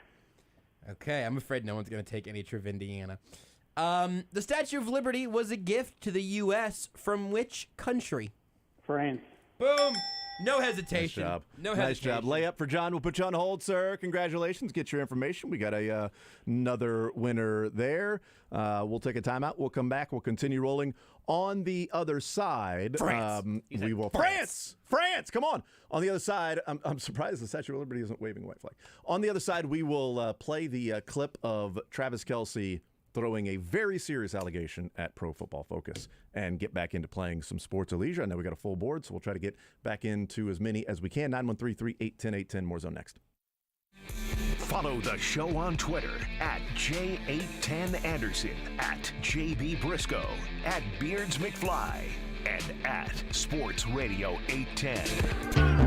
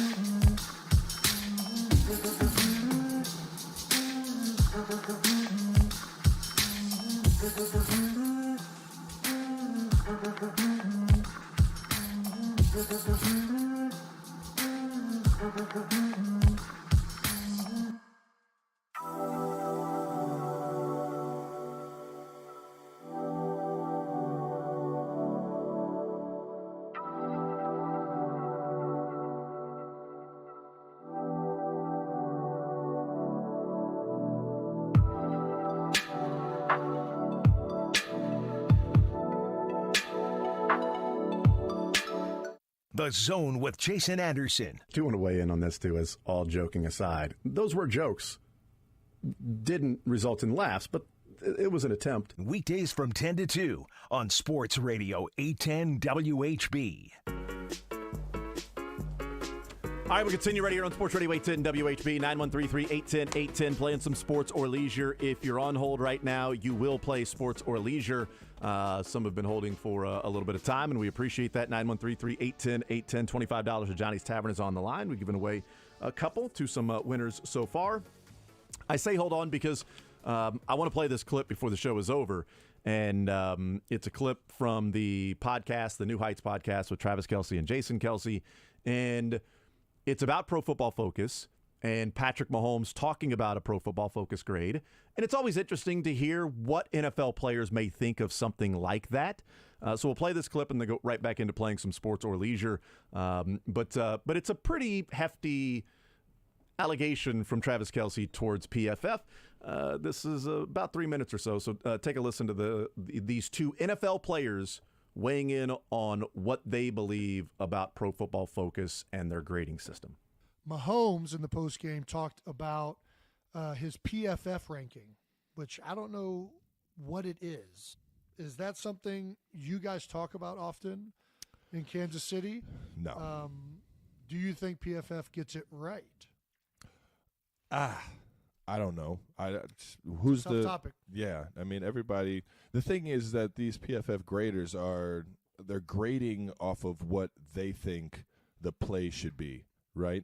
Whereas, we might have a specific fundamental, or we might have a specific call that, takes us into something else and the play doesn't work. If I'm making it make sense, you see, you know what I mean? The graders don't necessarily know the objective of the play or the fundamentals that we're being taught. They're kind of just looking at it as a general play. And that's where I think it's not really a actual graded performance like you would get in the facility, because they just don't know what we're scheming. And that's where I think it's kind of smoke and mirrors. But other than that, a guy has a great game. I mean, obviously he's going to have a higher grade. And that's... I think that's always going to stand true. But I also think that there's agents out here paying guys to get higher grades than others. I won't name any names. I have wondered that for years. I What? try to Wondered it? believe. It's no doubt. You think that's a fact? You No think that's a doubt in fact? my mind. Yes, no doubt in my mind. I don't think so. I choose to believe that PFF is more credible than that. But more credible? Yeah, I think that if that was true, that would completely ruin their website. So I don't think that happens. You don't I'm think hoping there's it doesn't. agents out here paying these scouts to give higher grades so their players could make more money when it comes down to the bargaining? You don't think there's agents out here trying to slither their way into a few extra? I don't think so. No, I don't. I think that there's agents trying. I think PFF. It's happening, Jason. I just think it would be so. Well, either way, this is what I do think. I think PFF does a good job with the information they have, right? Which is just the film. Okay. They can only grade on production that they see on the film. They don't know nuances of coaching or what guys are being taught. They don't know the nuances of all the individual rules or what was called on the field. But I think they do a decent job at judging wins and losses and things that are pretty transparent on the field. So I think what ends up happening, because they don't have all of the information, I think where PFF usually gets it right the most is on the extremes. I think it's easy to tell whether you know what's called or not if a guy's kicking ass or getting his ass kicked. That's a good point. I think that that's a pretty fair way to say it. There's a lot of in between where it's a little bit ambiguous. Is that a loss? Is what was being called? I think in the middle ground, I don't know that the PFF grades mean as much, but I do think they do a pretty decent job at telling who's getting their job done the best or who isn't getting their job done. It's a fair assessment there at the end about not knowing the play call, not knowing what's taught and everything, but it is quite the allegation from Travis Kelce to say he firmly believes that agents are paying some of the people at PFF that are grading some of these games to give their players a higher grade. So therefore, when it comes to negotiations, here's my client's PFF grade. He needs more money. Jason Kelce not buying into that. And I'm with Jason on this one because it would destroy the website. If you found out that graders were being paid for certain players, the entire website then, all of the rankings, here's where this person ranks on this, here's where that person, this guy was in the top 15 of left tackles, all of it. It would be shot. like Tim Donaghy getting dinged. I mean, you would begin to question the integrity of everything else. But that didn't end the NBA. I think if you find out that this was going on at PFF, I think people would no longer talk about PFF. It would depend on if it was organizational or if there was some instance of it. Because I do think if you want to say, are there agents trying to get grades bumped? I bet that is happening all over. Is there money exchanging hands with sites that are maybe less credible or less of a money machine perhaps than PFF? Maybe. But for PFF to be directly involved in that would be pretty devastating. I do think, like you said, what Travis said in the first half of his little monologue and then what they were both saying there towards the end is absolutely true. That PFF should, I think, most likely admit that at every turn. We don't know what the play call was. Here's our best interpretation because Andy Reid's not going to tell us what the play call was supposed to be. And last point on this, and then we'll get to sports or leisure, I promise, that his point on objective or what they're taught, the play that comes to mind, we were watching it in the break last hour, and it is the throw to Jody Fortson down at the goal line on 2nd and goal from the 1 at that point. And Mahomes takes a snap and immediately throws it to Fortson. It was almost intercepted. Juju Smith-Schuster was over there. He comes in motion.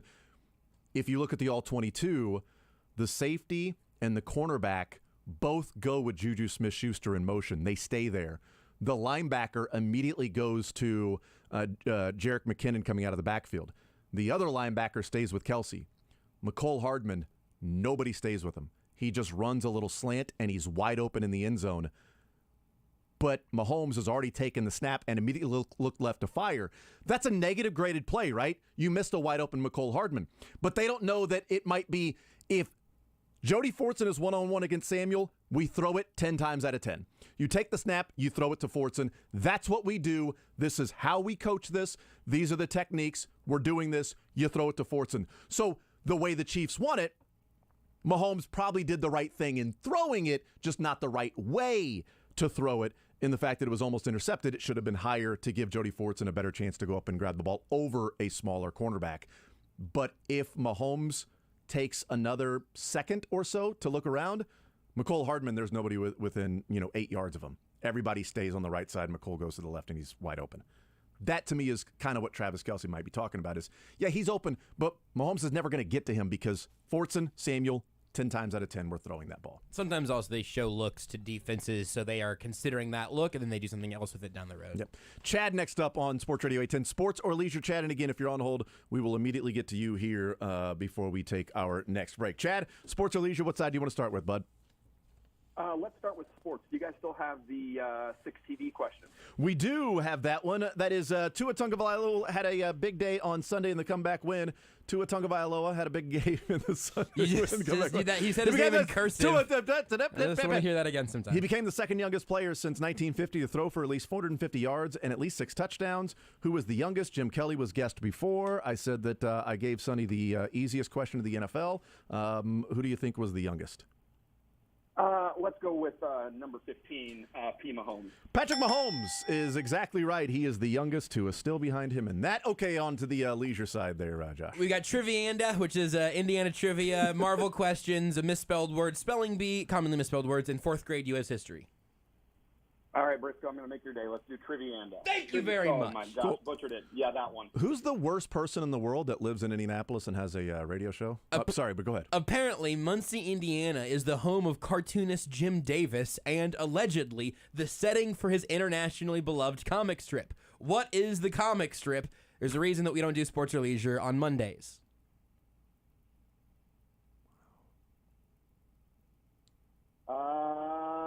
Let's go. Can you repeat it one more time? Yeah. Muncie, Indiana is the home of cartoonist Jim Davis. That part's true. It is allegedly also the setting for his comic strip that is one of the most famous comic strips of all time. What is the comic strip? And I just mentioned that I'm glad we do this on Thursdays and not like Mondays because I hate Mondays. Oh, yeah. That helps me, Brisco. Appreciate that. Let's go with Garfield. That's right. Well done. Well done. That was a great hint. Thank you. Chad will put you on hold, get your information. Congratulations, sir. $25 to Johnny's Tavern is yours. See, the wait was worth it because waited that little bit of time. You got $25 to Johnny's Tavern. Let's go to Sean next up on Sports Radio 810. Sean, sports or leisure, what side would you like to start with, sir? I do leisure, and I was going to go with Indiana State trivia, but that guy got it. No, there's a whole category. There are many more here. So I can just ask you this: which one of these is not a real city in Indiana? One of these is not a city in Indiana. You have Mudsock, Santa Claus. No, that's a real city. Fortson, Speedway, and Gas City. I know Santa Claus is a real city. I'll give that one to you. Santa Claus is a real city in Indiana. So there's 5 and one of them is not? Is that what you're saying? I actually wrote so many more than that. Indiana has a lot of weird city names, but this one, I'll narrow it down just narrow it down to like 3. 4 here. Mudsock, Fortson, Speedway, Gas City. Oh my gosh. Is it fort season in Indiana? Maybe not. You say Mudstock? Sock. Mudsock. A little mud in your sock. Fortson, Speedway, Gas City are your 4. Oh man, Fortson. Is that what? I know that's a guess, or if you're just talking it out. You gonna go with Fortson? Yeah, I'm talking it out. You gonna go with Fortson? Probably just go with Fortson. Okay, Fortson. Hey, well done. All right, nice job. Great work. Great stuff there. Very good. On Gas to the, City. Gas City's. I love that. Yeah. What are we gonna do? They named the city Speedway. Mudsock. All right. On the sports side, sir. What category are you thinking? Man, I was going to take that one NFL question. I guess let's do Chiefs season openers. I guess. Yep. Okay. So, what Chiefs player has the most multi-sack games in a season opener? the most multi-sack games, season-opening games in which they have at least 2 sacks in those games. And the answer is somebody had 3 different season openers had at least 2 sacks in that game. And it's not Derek Thomas. And the player's still playing. Not for the Chiefs, but in the NFL. The last name is a city. Jim Mudsock. First name is Justin. He had I think he just had a sack. Yep, he did. First name is Justin. Justin Gas City. Yep. Justin Houston. Well done. We'll put you on hold, Sean. Congratulations. How about that? Got it right away. Let's go to Matt. We got a speed round here. Matt, sports or leisure? What side do you want to start with? Go Trivia, Indiana. What's Indiana's state bird? If you're a recent, long-time sports or leisure listener, I actually gave this one out a couple weeks ago. The Hoosier bird. I think it's the Cardinal. Well done. It is the ding, ding, ding, correct. Good work. Nice job. Matt, onto the sports side, sir. What category? Chiefs, NFL, anything in that realm. NFL-specific Chiefs or NFL or Chiefs? Let's go Chiefs. All right, very good. Let's see.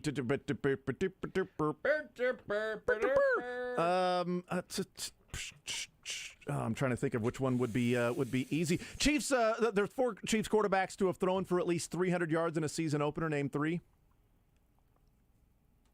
Mahomes. That's 1. Alex Smith. That's 2. And name any of the either of the other 2 that's Lynn Dawson is not an answer. But one of them's a Hall of Famer. One of them is a Hall of Famer? One of them's a Hall of Famer. Didn't play a lot with the Chiefs, but is a Hall of Famer. And a lot of state and city based names. That's right. Today. Got him from the Chiefs' favorite team to get their quarterbacks from in the 90s. Joe Montana. Hey, well done. All right, nice job. Matt, we'll put you on hold. Congratulations, sir. $25 Johnny's Tavern is yours. We had another person on hold, and he hung up, which is perfectly fine, or Beards hung up on him. I'm not sure. I think that person hung up. We'll take a timeout. We will hang up this segment, come back, and wrap up the show next. Take the show with you by listening live on 810WHB.com, in the 810 mobile app, or by subscribing to The Zone wherever you get your podcasts. When you need tickets to your next sporting event or concert, be sure to check out TicketsForLess.com. Whether you're planning a trip to Arrowhead, you want to lock in your seats for Luke Combs next summer, or you want to find tickets to see your favorite college team in action, Tickets for Less has you covered. Tickets for Less is also your home for hockey. Get your seats now for upcoming Blues preseason games going on against the Stars at Cable Dahmer Arena. That's here. Plus, you'll never find better deals or service anywhere else. The deals are important. The service is important. That's why you have Tickets for Less. Compare and save today at TicketsForLess.com.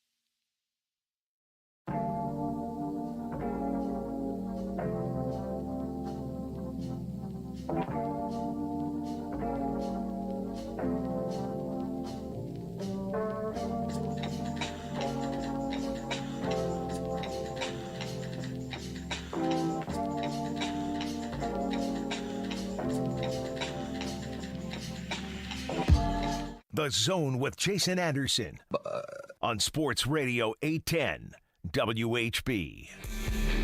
All right, that'll do it here on a Thursday edition of The Zone, wrapping things up. The program comes your way next. We got crunch time at 6 o'clock and then a little Thursday night football action.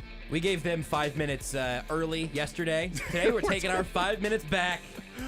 We no longer yield the time. I actually reclaim our time. Welcome to The Zone with Nathaniel Hackett. We're worse clock management. You. Nathaniel Hackett. You. Or this. You. Oh, okay. It's you. My guess is, hey, Beard, what do you think the answer is? I think it's Jason. Yes. Well, Beards is my game management coach, and he's not doing anything to help me out. He's in the press box with an unplugged Xbox controller begging for you to take a break. Let me know when we're supposed to call timeout or not, Beards, okay? Just sit back there like a wallflower, huh? Speak up, quiet as a church mouse. Hey, Jason, we need a break. Program next. Kansas City's favorite sports station, 20 years